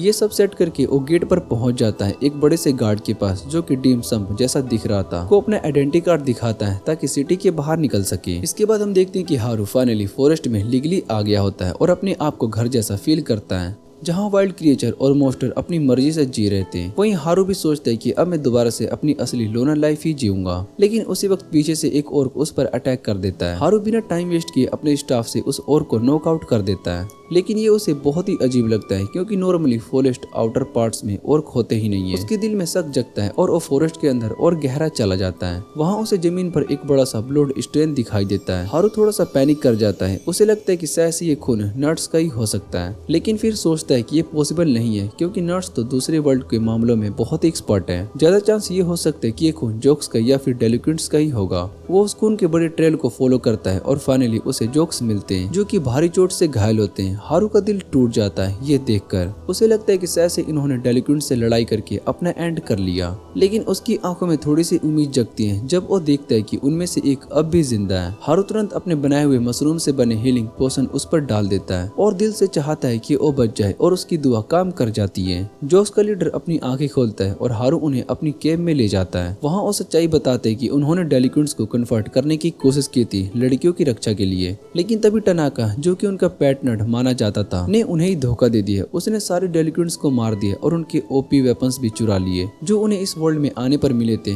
जोक्स के पास कोई भी ऑप्शन नहीं था और वो भागने पर मजबूर हो गए, लेकिन टनाका उनका पीछा कर लेता है और उनकी स्ट्रेंथ उसके सामने कुछ भी नहीं थी। जोक्स हारू को बताते हैं कि टनाका इतना टेरिफाइंग और स्ट्रॉन्ग है कि वो बस एक ही चीज चाह रहा था, क्लास रेप। उसका डिटर्मिनेशन थोड़ा सा नामुमकिन था। जोक्स इतने स्मार्ट निकल जाते हैं कि वो हारू को समझाते हैं कि टनाका हाईजेक स्किल के पीछे पड़ा है जो कि शायद से क्लास रेप के पास है। हारू बहुत ही शॉक्ड हो जाता है कि मसल हेड एक्चुअली सोच भी सकते हैं। वो बताते हैं कि टनाका ने क्लास रेप का ट्रैक खो दिया, इसलिए उन्हें इतना मार डाला कि वो मजबूरी में उसके पास मदद के लिए जाए, लेकिन जोक्स ने अपने आप को सेक्रीफाइस कर दिया और उल्टी डायरेक्शन में राइट हेड कर दिया। हारू की केव तक क्रॉल करते हुए आ गए ताकि टनाका भी यहाँ पर आए और हारू कुछ कर सके। जोक्स अब हारू की हेल्प मांगते हैं टनाका को हराने के लिए। हारू पहले तो किसी के मामलों में पड़ना नहीं चाहता, लेकिन अब सिचुएशन ऐसी है कि वो पीछे नहीं हट सकता। वो उन्हें कहते हैं कि टनाका से लड़ाई वही करेगा, वो भी अकेले। ये सुनकर सब बहुत ही हैरान हो जाते हैं, लेकिन जोक्स का लीडर हारू पर भरोसा करता है और कहता है कि उसके पास जरूर कोई प्लान है। हारू उन्हें ऑर्डर देता है कि तुरंत टाउन की तरफ जाओ और लड़कियों को सेफ रखो। अगला सीन शुरू होता है जहाँ पर हारू सिचुएशन का अंदाजा लगाता है। उसे पता है कि अगर जोक्स उसके साइड में रहे तो उसके जीतने का चांस डेफिनेटली बढ़ जाएगा, लेकिन अगर वो लड़ाई में मर गया तो लड़कियां बिल्कुल भी सेफ नहीं रहेगी। इस वजह से हारू सोचते है कि टनाका से लड़ना उसकी जिम्मेदारी है, उसका अपना क्रॉस टू बी है और इसलिए वो जल्दी से जल्दी और स्ट्रॉन्ग बनना होगा। वो स्ट्रेटजी बनाना शुरू करता है ताकि उन ओपी वेपन्स का काउंटर निकाल सके जो कि टनाका ने जोक्स से चुरा लिए थे। हारू सोचता है कि जैसे ही उसने बैंडिट के खिलाफ देखा था, एक बार वेपन स्किल चली गई तो उसे रोकना लगभग इम्पॉसिबल है, इसलिए अब वो एक ऐसे स्किल को डेवलप करना चाहता है जिसमें कि कोई वीकनेस ना हो। तभी उसकी नजर कुछ गोब्लिन्स पर पड़ती है जो कि खून के ट्रेल को फॉलो कर रहे थे। हारू सोचता है कि इन्हें मारकर थोड़ा सा एक्सपी ले जाए। वो तुरंत उन हाई लेवल गोब्लिन्स को डाउन कर देता है, लेकिन वो एक ही हिट में मर जाते हैं और उसे कुछ ज्यादा एक्सपी नहीं मिलती। हारू थोड़ा सा डिसअपॉइंटेड होता है और दिल से विश करता है कि काश कोई ज्यादा स्ट्रॉन्ग एनिमी मिल जाए। और जैसे ही वो विश करता है उसे अपने पास एक पावरफुल मॉन्स्टर की प्रेजेंस फील होती है। वो मुड़कर देखता है तो सामने खड़ा था एक गोब्लिन किंग जो कि बिना वार्निंग दिए सीधा उस पर चार्ज कर देता है। हारू बस उसके रूथलेस अटैक को डॉज करता रहता है और वो समझ जाते हैं कि गोब्लिन किंग अब भी किसी तरह का वेपन स्किल यूज कर रहा है। हारू को क्लियरली फील होता है कि अगर एक भी हिट लग गया तो सीधा अपने मेकर से मिलने चला जाएगा, लेकिन उसका डिटर्मिनेशन स्ट्रॉन्ग होता है। उसने डिसाइड कर लिया होता है कि इस मॉन्स्टर को हराना है ताकि वो और स्ट्रॉन्ग बन सके। वो अपने अलग अलग स्किल को कंबाइन करता है, अपने स्टाफ को स्ट्रेंथन करता है और एक पावरफुल हिट लगाता है जिससे कि गोब्लिन किंग तुरंत डाउन हो जाता है। हारू अपने स्ट्रेटजी और ग्रोथ से काफी खुश होता है, लेकिन खुशी ज्यादा देर तक नहीं टिकती क्योंकि पीछे से एक और भी ज्यादा पावरफुल मॉन्स्टर आ जाता है, लेवल 50 गोब्लिन एम्पेरियर। हारू तुरंत समझ जाता है कि अगर इसे सीधे फाइट करेगा तो उसके पास जीतने का चांस ऑलमोस्ट 0 है, और फिर भी वो वही करता है, सीधा चार्ज कर जाता है अपने नए बनाए हुए गैम्बिट स्किल के साथ। हारू उस मॉन्स्टर को हिट कर देता है, लेकिन उसके अटैक का इफेक्ट ऑलमोस्ट नेग्लिजिबल होता है। गोब्लिन एम्पेरियर उड़ता है और जैकी चैन के ड्रैगन मास्टर के स्टाइल में चलने लगता है और फिर एकदम से हारू पर अटैक करता है जो कि उसके फेस को एकदम से ग्रेज कर पाता है। हारू पूरी फोर्स से डॉज करता रहता है उसके कंटिन्यूस अटैक को, और जैसे ही एक ओपनिंग मिलती है वो काउंटर करने लगता है। उसके अटैक से मॉन्स्टर का हेल्थ और काफी नीचे गिर जाता है, लेकिन तभी गोब्लिन एम्पेरियर अपने एक हीलिंग स्किल का यूज करके अपनी हेल्थ वापस से रिस्टोर कर लेता है और अपनी स्ट्रेंथ भी बढ़ा लेता है। उसके बाद वो एक फ्लाइंग स्लैश छोड़ता है जो कि हारू को उड़ाकर पीछे से ट्री में क्रैश कर देता है। हारू पूरी तरीके से थका हुआ लगता है और वो ट्रेटेड लगता है, लेकिन अपने आप को गैसलाइट करता है वो बस एक विम्प बन रहा है क्योंकि जोक्स इससे भी ज्यादा खराब चोट से बचे थे तो मैं भी इस लेवल पर फाइट कर सकता हूँ। वो दोबारा से खड़ा हो जाता है और गोब्लिन एम्पेरियर पर अटैक करता है और फाइनली पूरी रात तक फाइट करने के बाद हारू अपनी जान की बाजी लगाकर उस मॉन्स्टर को डिफीट कर ही देता है और इस जीत के साथ उसका लेवल भी बढ़ जाता है और हारू फाइनली 11 लेवल तक पहुंच जाता है। हारू फाइनली एक विक्ट्री रोर को छोड़ता है अपनी जीत को सेलिब्रेट करने के लिए और फिर सीधा अपने फॉरेस्ट वाले घर की तरफ चला जाता है। वहां पहुंचकर वो अपने स्टेट्स को चेक करता है लेवल अप के बाद और अपने स्किल के बारे में और डिटेल समझता है। उसका बनाया हुआ गैम्बिट अटैक को ऑफिशियली एक स्किल रजिस्टर हो गया होता है और हारू को फुल कॉन्फिडेंस है कि इस स्किल में कोई वीकनेस नहीं है, ये उसके लिए टनाका के खिलाफ होने वाली फाइट में काफी काम आएगा। और तभी जैसे ही हारू अपने केव के बाहर खड़ा होता है टनाका सामने आ जाता है फेस ऑफ के लिए। टनाका थोड़ा सा डिसअपॉइंटेड होता है क्योंकि उसने एक्सपेक्ट किया था कि जोक्स उसे क्लास रेप तक ले जाएंगे, लेकिन उन्होंने उसे क्लास के सबसे बड़े लोनर के पास लेकर खड़ा कर दिया। टनाका बोलता है कि अफसोस है कि इतना सब करने के बाद भी उसे क्लास रेप नहीं मिली, चाहे वो डम डेलिक्वेंट्स को मैनिपुलेट करना हो या पूरी क्लास को ग्रुप में तोड़ना हो। हारू ये सुनकर गुस्से से भर जाता है और वो चीख के पूछते हैं कि तुमने बाकी बॉयज के साथ क्या किया। टनाका एक कोल्ड स्माइल के साथ कहता है कि उन्हें तो मैंने पहले ही मार दिया। उसके वर्ड सुनकर हारू का खून खोल उठता है, लेकिन टनाका उसे एक थ्रेट भी नहीं मांगता और कैजुअली कहता है कि अपनी यूजलेस स्किल के साथ बस फॉरेस्ट में चिल कर। हारू अपना स्टाफ सीधा उस पर पॉइंट करता है तो टनाका मजाक उड़ाता है, अपनी गंदी स्मेली स्टिक मेरे फेस से हटा, दैट्स व्हाट शी सेड। हारू गुस्से में कहते हैं कि चाहे वो लोनर हो लेकिन क्लास रेप को प्रोटेक्ट करेगा। टनाका एक मेनेसिंग ग्रेन के साथ कहता है तो सबसे पहले तुम्हें ही मरना होगा। बस इतना कहकर टनाका अपनी फुल पावर को अनलेस कर देता है और रॉक्स को हवा में उड़ा देता है वार्निंग के तौर पर। फिर वो बोलता है कि जब सबको व्हाइट रूम में स्किल चूजन करने का चांस मिला था तो वो लास्ट में रह गया था, जानबूझकर सारे बचे हुए ट्रैश स्किल उसको दे दिए गए। टनाका स्मिरिक करके हारू से पूछता है बताओ इन बेकार स्किल के साथ मुझे हरा पाओगे क्या? और फिर और भी बड़े रोक सीधा हारू की तरफ भेज देता है। हारू तुरंत डिफेंड करने के लिए रेडी हो जाता है, लेकिन तभी टनाका अपनी यूनिक एबिलिटी यूज करता है जिसका नाम होता है ट्विक। इस इफेक्ट से हारू की बॉडी हिलने लगती है जैसे वो ग्लिच कर रहा हो और उसके लिए प्रॉपरली मूव करना मुश्किल हो जाता है।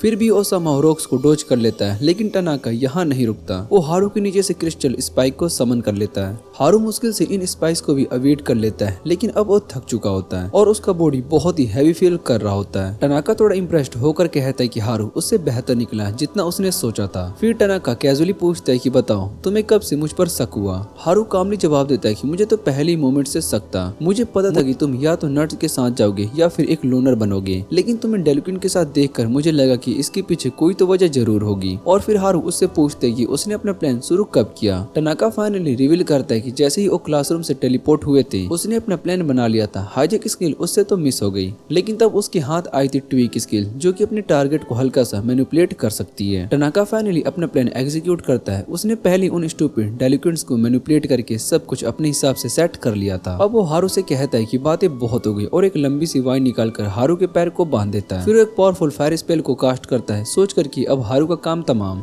लेकिन उसके सरप्राइज के लिए हारू उसे फ्लेम को अपने स्टाफ के अंदर अब्सॉर्ब कर लेता है क्योंकि उसका स्टाफ अब एक हर्ब के पावर के साथ फ्यूज्ड है। ये देखकर टनाका बहुत ही शौक हो जाता है और तभी हारू उस पर काउंटर अटैक कर देता है, पर टनाका बस एक्टिंग कर रहा था। वो तुरंत अपनी शॉर्ट निकालकर हारू का अटैक ब्लॉक कर देता है और उसे पीछे धकेल देता है। फिर टनाका अपने अर्सनल के सारे वेपन को समन करके कहता है कि अब उसको उन सभी को यूज करने का मौका मिलेगा। टनाका शॉर्ट को लेकर हारू पर चार्ज करता है और हर एक स्ट्राइक के बाद अपना वेपन चेंज करता रहता है। हारू पूरी तरीके से डिफेंसिव मोड में आ जाता है और टनाका के अनप्रिडिक्टेबल स्विफ्ट अटैक को बारली ब्लॉक कर लेता है। हारू बुशेस के पीछे छुपने की कोशिश करता है, पर तभी टनाका ऊपर से पावरफुल अटैक करता है जो उसे नदी के दूसरे किनारे पर उड़ाकर फेंक देती है। वहाँ हारू रियलाइज करता है कि वो टनाका के अगेंस्ट अभी स्ट्रॉन्ग नहीं है। वो सोचता है कि टनाका एक साथ इतने सारे वेपन और पावर कैसे यूज कर पा रहा है। तभी टनाका उसके सामने आ जाता है और उसे गिव अप करने के लिए कहता है, लेकिन हारू उसे उठकर पूछते है क्या वो कॉपी कैट स्किल का यूज करके उसके क्लासमेट की एबिलिटी कॉपी कर रहा है। टनाका हंसते हुए इस बात को एक्सेप्ट करता है और कहता है कि वो क्लास रैप की हाइजिक एबिलिटी भी कॉपी करने वाला था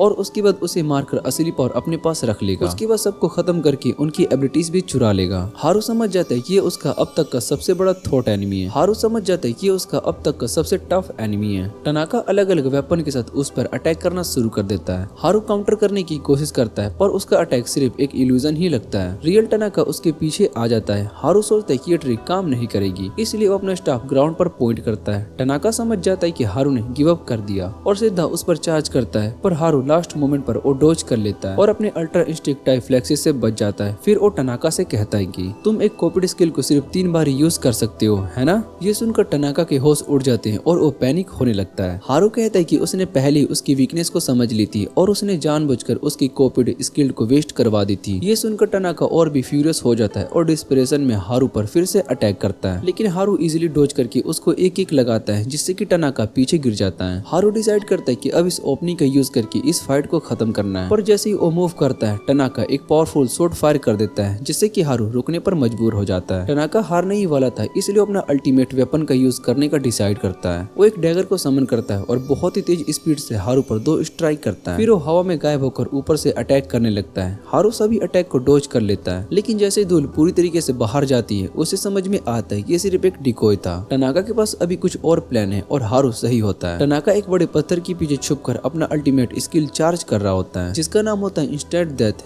जैसे ही वो हारू पर यूज करता है, वैसे ही उसकी जान खत्म हो जाती है। हारू जमीन पर गिर जाता है और टनाका एक इविल जीनियस की तरह हंसने लगता है। वो हारू के सर पर अपना पैर मारकर अपना रास्ता पकड़ने लगता है, लेकिन तभी अचानक हारू वापिस से उठकर उससे कहता है कि इतनी जल्दी कहाँ जा रही हो। ये देखकर टनाका बहुत ही शॉक्ड हो जाता है और चिल्लाता है कि ये कैसे हो सकता है, इंस्टेंट डेथ के बाद तुम जिंदा कैसे हो। तब हारू रिवील करता है कि उसके पास एक जनरल हेल्थ स्किल है, जो कि उसे स्टेटस इफेक्ट से रेजिस्टेंस बनाती है, और इंस्टेंट डेथ भी उनमें से ही एक है। साथ ही उसका लक स्टेट्स भी मैक्स है, इसलिए इंस्टेंट डेथ की सक्सेस रेट बहुत ही कम हो गई। टनाका पागल हो जाता है और पूछता है कि फिर तुम पहले गिर क्यों गए थे। हारू शांति से कहता है कि वो सिर्फ एक्टिंग थी। टनाका फिर भी शौक में होता है और कहता है कि ट्विक स्किल के अंदर आकर तुम इतनी स्पीड से कैसे मूव कर रहे थे। तब हारू एक और सीक्रेट बताता है। उसके पास एक ब्लॉक हेड स्किल है, जो कि उसे अपने आप को पपेट की तरह कंट्रोल कर सकता है। उसने खुद पर ही इस स्किल का यूज करके ट्विक के इफेक्ट को काउंटर किया था। अब टनाका अपने आप पर कंट्रोल खोता जा रहा होता है और डिस्परेशन में अपने सारे वेपन स्किल स्पैम करता है, लेकिन हारू इजीली उन्हें ब्लॉक करता है और फाइनली टनाका घुटनों पर गिर जाता है और सोचता है कि उसकी परफेक्ट कैलकुलेशन कैसे फेल हो गई। उसके दिमाग में फ्लैशबैक आता है। स्कूल में वो हमेशा बोर होता था क्योंकि वो एक जीनियस था, जो कि सबसे अलग था। उसने हमेशा थ्रिल चाहा था और जब उसे इस नए वर्ल्ड में टेलीपोर्ट किया गया तो उसने डिसाइड कर लिया था कि कौन से स्किल उसे अनस्टॉपेबल बना सकते हैं।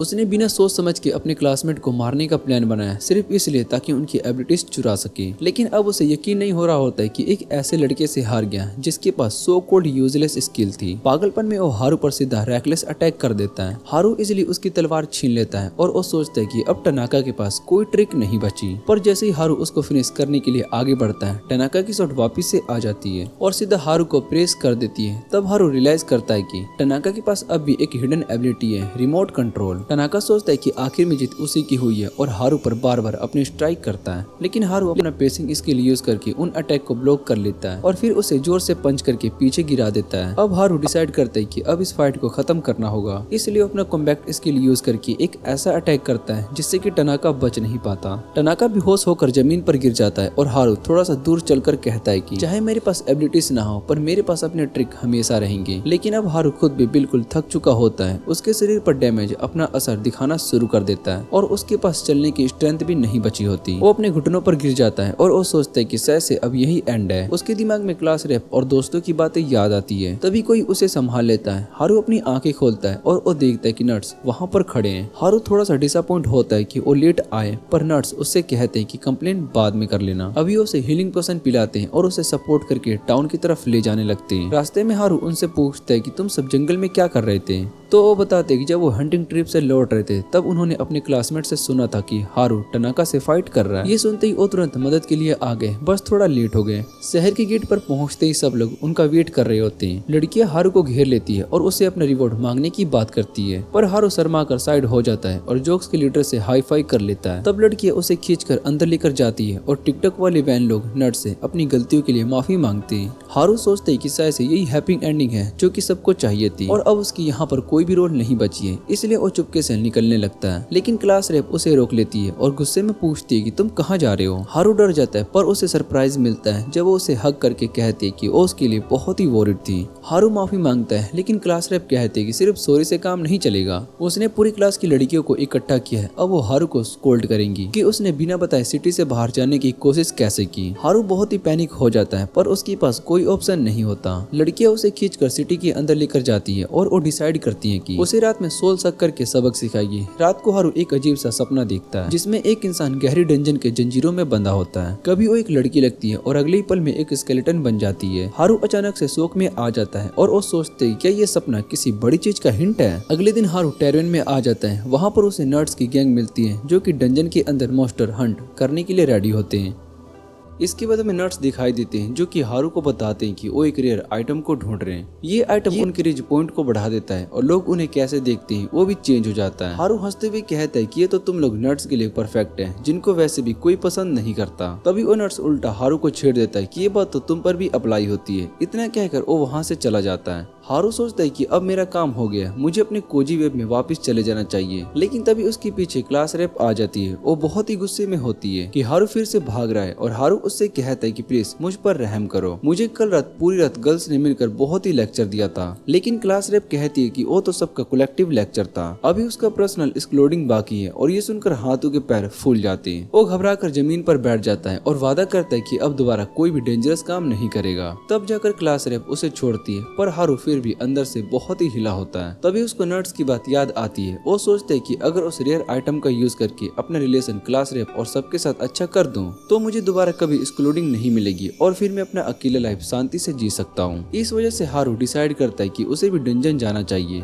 लेकिन रास्ते में उसके सामने कुछ पिग मोस्टर आ जाते हैं जो कि ह्यूमन को शिकार बनाने के लिए आए थे। हारू उन्हें देख कर कहता है कि ये तो बस एक परफेक्ट वार्म अप है। इधर सिटी में क्लास रेप को गिल्ड मास्टर से एक मोस्टर सबजक्शन मिशन मिलता है। तभी नोबल गर्ल मैरी भागते हुए आती है और वो कहते हैं कि एक ह्यूज मोस्टर आउटब्रेक हो गया है। बहुत ही बड़ा और का ग्रुप सिटी की तरफ आ रहा है और रास्ते में वो 2 विलेज को ऑलरेडी डिस्ट्रॉय कर चुका है। ये सुनकर सभी एडवेंचरस फाइट के लिए रेडी हो जाते हैं। क्लास रेप भी मदद के लिए वादा करती है और इनकी तरफ भागती है ताकि सभी को रेडी कर सके, पर वो सोचते है कि हारू कहाँ पर है। उधर हारू खुद और की तरफ चार्ज कर रहा होता है। सिचुएशन को एनालाइज करके वो छोटे ऑर्क्स को तुरंत खत्म कर देता है और सीधा उनके बॉस की तरफ दौड़ता है। वो अपने स्टाफ से ऑर्क किंग पर अटैक करता है, पर उसका ज्यादा डैमेज नहीं होता। तभी हारू उस ऑर्क किंग पर लगातार पावरफुल अटैक स्पैम करता रहता है और फाइनली उसे बेहोश कर देता है। फिर वो आराम से डंजन की तरफ निकल जाता है। डंजन के पास पहुंचकर हारू अपने स्ट्रेंथ स्किल का यूज करता है और गार्ड को बिना अलर्ट किए अंदर घुस जाता है। उसका अंदर का वेब डंजन एक्सप्लोर करके बहुत ही एक्साइटेड हो जाता है। वो जल्दी एक ट्रेजर बॉक्स को ढूंढ लेता है, लेकिन उसमें कुछ बेकार सामान निकलते हैं। हारू थोड़ा सा डिसअपॉइंटेड हो जाता है। फिर वो दूसरे ट्रेजर बॉक्सेस को ट्राई करता है, पर सब में सिर्फ यूजलेस स्किल ही निकलती है जो कि मेरी कॉलेज डिग्री से भी बहुत ही बेकार होती है। डंजन के अंदर बेकार चीजों से परेशान हारू सोचता है कि शायद से मुझे अंदर आने से पहले किसी एक्सपर्ट से पूछ लेना चाहिए था। तभी उसे एक अजीब सा वोरिडो याद आता है जो कि डंजन से स्पेशल आइटम निकाल कर बेचता है। हारू डिसाइड करता है कि मुझे उसी से बात करनी चाहिए। वो तुरंत सिटी की तरफ भागता है जहाँ पर एडवेंचरस और सब लड़कियां गेट पर खड़े होते हैं। सुबह से लेकर अब तक वो यही वेट कर रहे होते हैं कि ऑर्क्स का अटैक कब तक होगा, लेकिन अब वो सोचने लगते हैं कि क्या ऑर्क सच में आने वाले हैं या फिर नहीं। तभी डस्ट क्लाउड के अंदर से एक इंसान आता हुआ दिखाई देता है। सब टेंशन में आ जाते हैं, पर वो सिर्फ हारू ही होता है। क्लास रेप उसे देखते ही शॉक हो जाती है और तुरंत उसके पास भागती है। हारू बहुत ही कंफ्यूज होकर पूछता है कि सब लोग गेट पर क्यों खड़े हैं और यहाँ इतनी बोनफायर क्यों जली पड़ी है। क्लास रेप गुस्से में बताती है कि एक नियर बाय विलेज मोस्टर के अटैक से बर्बाद हो गए और अब हमारी सिटी भी डेंजर में है। वो हारू को डांटते हुए कहते कि हम यहाँ शहर को बचाने के लिए खड़े थे और तुम में से किसी को पता ही नहीं था कि तुम कहाँ पर घूमते हैं। ये सुनकर हारू के पसीने छूट जाते हैं। उसे लगता है कि आज रात फिर एक और लंबी एक्सप्लोडिंग उसकी वेट कर रही है। लेकिन तभी वहाँ पर एक बंदा और के बारे में बात करता है। हारू घबरा कर एक्सेप्ट करता है कि शायद से उसने रास्ते में आते हुए पूरे ऑर्क्स का हॉरन खत्म कर दिया। ये सुनते ही सब लोग शौक में आ जाते हैं। सब उसकी स्ट्रेंथ से बहुत ही इम्प्रेस्ड होते हैं, पर उसके क्लासमेट्स फिर से गुस्सा करते हैं कि हारू कोई डेंजरस काम दोबारा से कर रहा है जिसका प्रॉमिस उसने कल ही तोड़ने को मना किया था। बाद में सब विलेज वापस आ जाते हैं जहाँ पर मेरी और गिल्ड मास्टर हारू को थैंक यू बोलते हैं। लेकिन क्लास रेप अब भी उसको लेक्चर सुनाते हुए पकाए जा रही होती है। नर्स उससे कहते हैं कि हम तुम्हें तुम्हारी भलाई के लिए डांट रहे हैं क्योंकि आजकल मोस्टर और ज्यादा पावरफुल और वायलेंट होते जा रहे हैं और ये एक बड़े मोस्टर स्टैम्पेड का साइन है। इस बार तो गिल्ड मास्टर और मैरी भी हारू से कहते हैं कि दोबारा ऐसे डेंजर में मत जाएं। हारू भी प्रॉमिस करता है, लेकिन वैसे जैसे कि हर नेता 5 साल झूठे प्रॉमिस करते हैं। अगली सुबह हारू उस वॉरिड शॉपकीपर के पास जाता है। उसे देखते ही वो दुकानदार डर जाता है और कहता है कि आज बेचने के लिए कुछ भी अवेलेबल नहीं है। लेकिन हारू बताता है कि मैं आइटम लेने के लिए नहीं बल्कि एक स्पेशल आइटम के बारे में इंफॉर्मेशन लेने के लिए आया हूँ जो कि एफिनिटी को इंक्रीज करता है। तब वो दुकानदार जो कि वोल्डेमॉर्ट का छोटा भाई लगता है हारू को फेरोमोन रिंग्स के बारे में बताता है और ये सुनते ही हारू का खून प्रेशर सीधा का सीधा क्राउच तक पहुँच जाता है और वो तुरंत पूछता है कि मुझे ये रिंग्स कहाँ पर मिलेगी। दुकानदार कहता है कि ये रिंग्स शायद से डंजन के उन अनएक्सप्लोर्ड एरिया में होंगी जहाँ पर अभी कोई भी नहीं आया।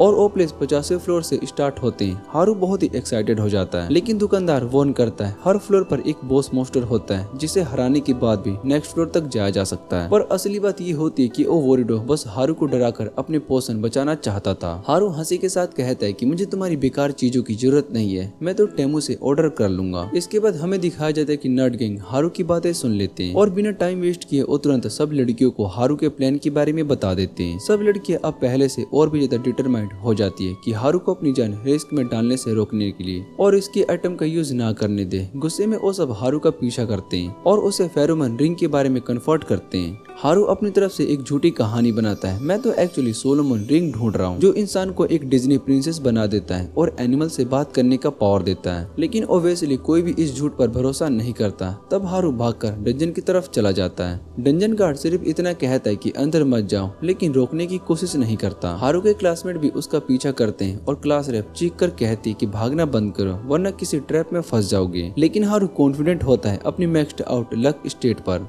तभी गलती से वो एक वॉल को टच करता है जो कि पूरी गिर जाती है और हारू सीधा नीचे गड्ढे में गिरता है। वो बहुत ही देर तक गिरता रहता है, लेकिन समय पर अर्थ मैजिक का यूज करके नीचे का ग्राउंड बाउंसी बना देता है जैसे उसके पास लूफी गियर 5 हो और इसी वजह से वो सेफ्टली लैंड कर जाता है बिना कोई इंजरी के। अब हारू आसपास देखना शुरू करता है कि आखिर में कहाँ पर आ गया हूँ। अंधेरे में स्ट्रगल करते करते उसे अचानक ही 2 न्यू स्किल मिल जाती है, स्पेटियल अवेयरनेस और ट्रैप डिटेक्शन का। वो तुरंत दोनों स्किल का यूज करता है और स्कैन करके समझता है कि अब वो डंजन की 101 फ्लोर पर आ जाता है, जबकि उसको पता होता है कि डंजन में बस 100 ही फ्लोर है। ये देखकर हारू बहुत ही शौक हो जाता है और वो डर जाता है। शायद इस फ्लोर पर कोई एक्सट्रीमली स्ट्रॉन्ग मॉन्स्टर होगा जो कि उसका वेट कर रहा होगा। फिर भी वो हिम्मत करके डार्क माना से भरी हवेली में आगे बढ़ता है। हॉल के एंड पर एक बड़ी सी रूम के दरवाजे तक पहुंचता है। जैसे ही वो दरवाजा को खोलता है एक छोटी जोरदार हवा उस पर गिरती है जो ओवरवेलमिंग माना से निकलती है, जो कि हारू ऑलमोस्ट उड़ जाता है। हारू सोचता है कि आखिर इतनी पावर माना कैसी हो सकती है। तभी उसके सामने वही चैनट स्केलेटन दिखाई देता है जो कि उसने कल रात अपने सपने में देखा था। वो धीरे धीरे स्केलेटन के पास जाता है और समझ जाता है कि ये कोई आम मॉन्स्टर नहीं है बल्कि पूरा डंजन एम्पायर है जो कि पूरी डंजन का रूलर है। ये एक लेवल 100 मॉन्स्टर होता है और हारू का दिमाग उड़ जाता है कि मैं किसी चीज के सामने आ गया हूँ। हारू तुरंत अपनी अप्राइजल स्किल का यूज करता है डंजन एम्पायर पर, लेकिन उसके सभी स्टेट्स और स्किल हिडन होते हैं जो थोड़ा बहुत ही रिवील हो पाते हैं और वही हारू को डरा देने के लिए काफी था, क्योंकि डंजन एम्पायर मैनिपुलेट रेसेस का कॉम्बिनेशन है जैसे कि लीच और धन। हारू सोचता है कि लॉन्ग रेंज कॉम्बैट में मैं इसे कभी भी नहीं जीत सकता हूँ, इसलिए वो सीधा पास जाकर एक सरप्राइज अटैक करने का प्लान बनाता है। लेकिन डंजन एम्पायर इजीली उस अटैक को ब्लॉक कर देता है। हारू फिर अपनी कॉम्बैट स्किल का यूज करके बॉस के खुद ओवरवेलमिंग स्पीड उसके अगेंस्ट यूज करने की कोशिश करता है, पर बॉस इसको भी आसानी से ब्लॉक कर देता है। अब हारू के पसीने छूट जाते हैं और वो समझ जाते हैं कि ये उसकी लाइफ का सबसे बड़ा टफ फाइट होने वाली है। लेकिन फिर भी हारू तय कर लेता है कि मैं चाहे जो भी हो जाए इस डंजन एम्पायर की वीकनेस निकालूंगा और इसे हराऊंगा। इसके बाद हम देखते हैं कि हारू डंजन एम्पायर की सुपर स्पीड का काउंटर करने के लिए अपना पूरा मैजिक पावर यूज करता है। वो अपनी स्पीड को लिमिट तक पुश करता है और बॉस पर हमला करता है, लेकिन डंजन एम्पायर बिना मुश्किल के उसे ब्लॉक कर देता है। हारू और तेज होने की कोशिश करता है, पर चाहे जितनी भी मेहनत करे वो बॉस के डिफेंस को तोड़ नहीं पाता और एक सही हिट भी नहीं कर पाता। तभी उसे एक विजन दिखाई देता है जिसमें वो अपने दिल में एक छुरी घुसता हुआ देखता है और तुरंत साइड हो जाता है, जहाँ पर डंजन एम्पायर अपनी तलवार घुसा देता है। हारू समझ जाता है कि उसकी नई स्किल का काम है डिवाइन शाइट, जो उसके कॉन्टैक्ट लेंस के थ्रू मैनिफेस्ट हुई थी जब उसने बॉस के क्रेजी फास्ट मूव को ऑब्जर्व किए थे। ये स्किल उसे थोड़ा सा फ्यूचर दिखाने की पावर देती है, लेकिन हारू जानता है कि अगर 1 सेकंड भी अपनी गार्ड को डाउन किया तो वो वहीं पर खत्म हो जाएगा। इसलिए अपने दिमाग को डिस्ट्रैक्ट होने से रोकने के लिए बिना रुके डंजन एम्पायर पर हमला करता रहता है। एक के बाद एक स्ट्राइक करता है। अब उसके अंदर एड्रेनालिन रश भर जाता है, क्योंकि ये एक ऐसी फाइट है जिसमें कि उसकी जान दांव पर लगी होती है। हारू एक तरफ से थ्रिल फील करता है, लेकिन जल्दी उसकी स्टेमिना और माना खत्म हो जाती है। वो गिर जाता है जमीन पर, सांस फूल रही होती है, पसीना बह रहा होता है और सामने खड़ा डंजन एम्पायर बिल्कुल सेम ही लगता है, एक स्क्रैच तक नहीं लगता। हारू खुद को उठाने की कोशिश करता है, लेकिन उसके पैर में ताकत ही नहीं होती।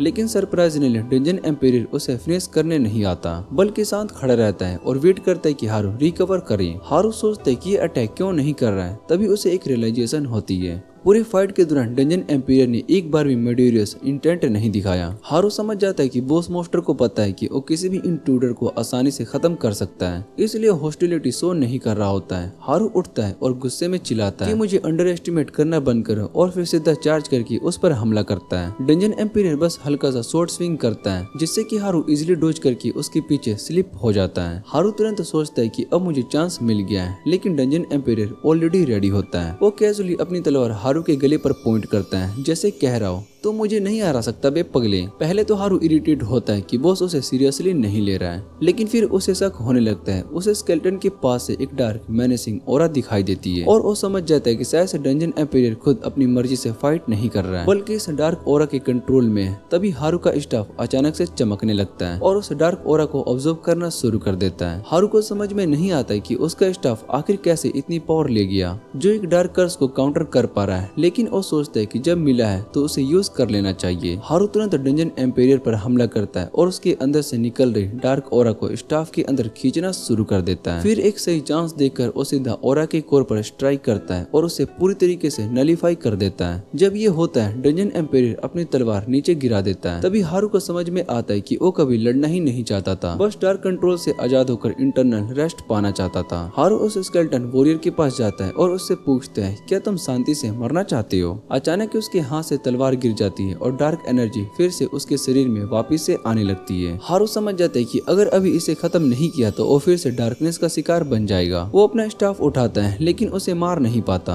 बल्कि वो डंजन एम्पायर को हक कर लेता है। उसके दिल में एक ही बात होती है, ये भी मेरी तरह एक अकेला इंसान है। सभी शौक होने वाली बात ये होती है कि उसका ये गस्टर डंजन एम्पायर की सोल को छू लेता है, और फिर एक्टिवेट होता है एक नया स्किल सर्विट्यूड, जो कि मॉन्स्टर को हारू का सर्वेंट बना देता है। हारू लिटरली फ्रीक आउट हो जाता है ये देखकर, लेकिन साथ ही चैन भी मिलती है कि अब उसे डार्कनेस से डील नहीं करना पड़ेगा। वो स्केलेटन से पूछता है, क्या तुम्हें बुरा लगता है मेरा सर्वेंट बनने से? और स्केलेटन अपना सर हिलाकर नहीं कह देता है। हारू फिर अप्राइजल स्किल लगाता है और वो देखता है कि अब उसका लेवल और स्पाइक्स रेस्ट हो चुकी है क्या। इसके अलावा अब वो स्केलेटन का असली नाम भी देख सकता है, और निकलता है वो असल में एक लड़की थी जिसका नाम होता है एंजेलिका। हारू का दिमाग घूम जाता है, फिर से एक लड़की को सर्विट्यूड पे डाल दिया। क्लास रेप तो पक्का मुझे मार डालेगी, लेकिन फिर अपने आप को समझाता है, छोड़ना, ये स्केलेटन है, इसमें कोई प्रॉब्लम नहीं होगी। ये सोचकर हारू अपनी नई सर्वेंट एंजेलिका के साथ सिटी लौटने का डिसाइड करता है। उन्हें एक डोर मिलता है जो कि सीधा उन्हें डंजन के 100वें फ्लोर पर ले जाता है। जब वो आगे बढ़ रहे होते हैं तो एंजेलिका को सीढ़ियां दिखाई देती है और वो सोचती है कि अब इजिली ऊपर क्लाइंब कर लेंगे, लेकिन तभी सामने आ जाता है फ्लोर का असली मास्टर, एक लेवल 100 का लिविंग आर्मर। हारू की सारी उम्मीदें गिर जाती है, क्योंकि अब उसके पास फाइट करने की ताकत भी नहीं बची होती। एंजेलिका तो पहले ही उसे मरने से बच रही थी, लेकिन ये लिविंग आर्मर तो किसी को बचाने के मूड में भी नहीं होता। और तब हारू के दिमाग में एक नई जादू का आइडिया आता है। सीढ़ियों से जाने की जगह वो अपनी अर्थ मैजिक का यूज करता है और फ्लोर से सीधा एक बड़ा सा होल बना देता है, जिससे कि वो अगले फ्लोर पर चढ़ जाता है। और जैसे ही हारू ऊपर जाता है, सामने से दो गुस्से से भरे 99 लेवल के मेंटियोर उसे घूर कर देख रहे होते हैं और बिना सोचे समझे सीधा नीचे जंप कर देते हैं फाइट ज्वाइन करने के लिए। लेकिन यह हारू का डेविल लक काम कराता है। मिनिट्योर सीधा लिविंग आर्मर के ऊपर गिर जाते हैं और दोनों इतना डैमेज खा लेते कि उनकी एचपी सिर्फ एक ही पॉइंट पर बची होती है। हारू आराम से एक ही हिट में उन्हें फिनिश कर देता है। एंजेलिका तभी उस आर्मर की तरफ इशारा करती है, जैसे कह रही हो मुझे चाहिए। हारू उसे कहता है, लो पहन लो। एंजेलिका तुरंत आर्मर पहनती है, जो कि शुरू में उसके लिए काफी बड़ा होता है, पर मैजिक से अपने आप उसके साइज के हिसाब से एडजस्ट हो जाता है। और हाँ, उसके 3 मेजरमेंट्स भी काफी परफेक्टली सेट कर देता है। ये देखकर हारू की आंखें एकदम से चमक उठती है।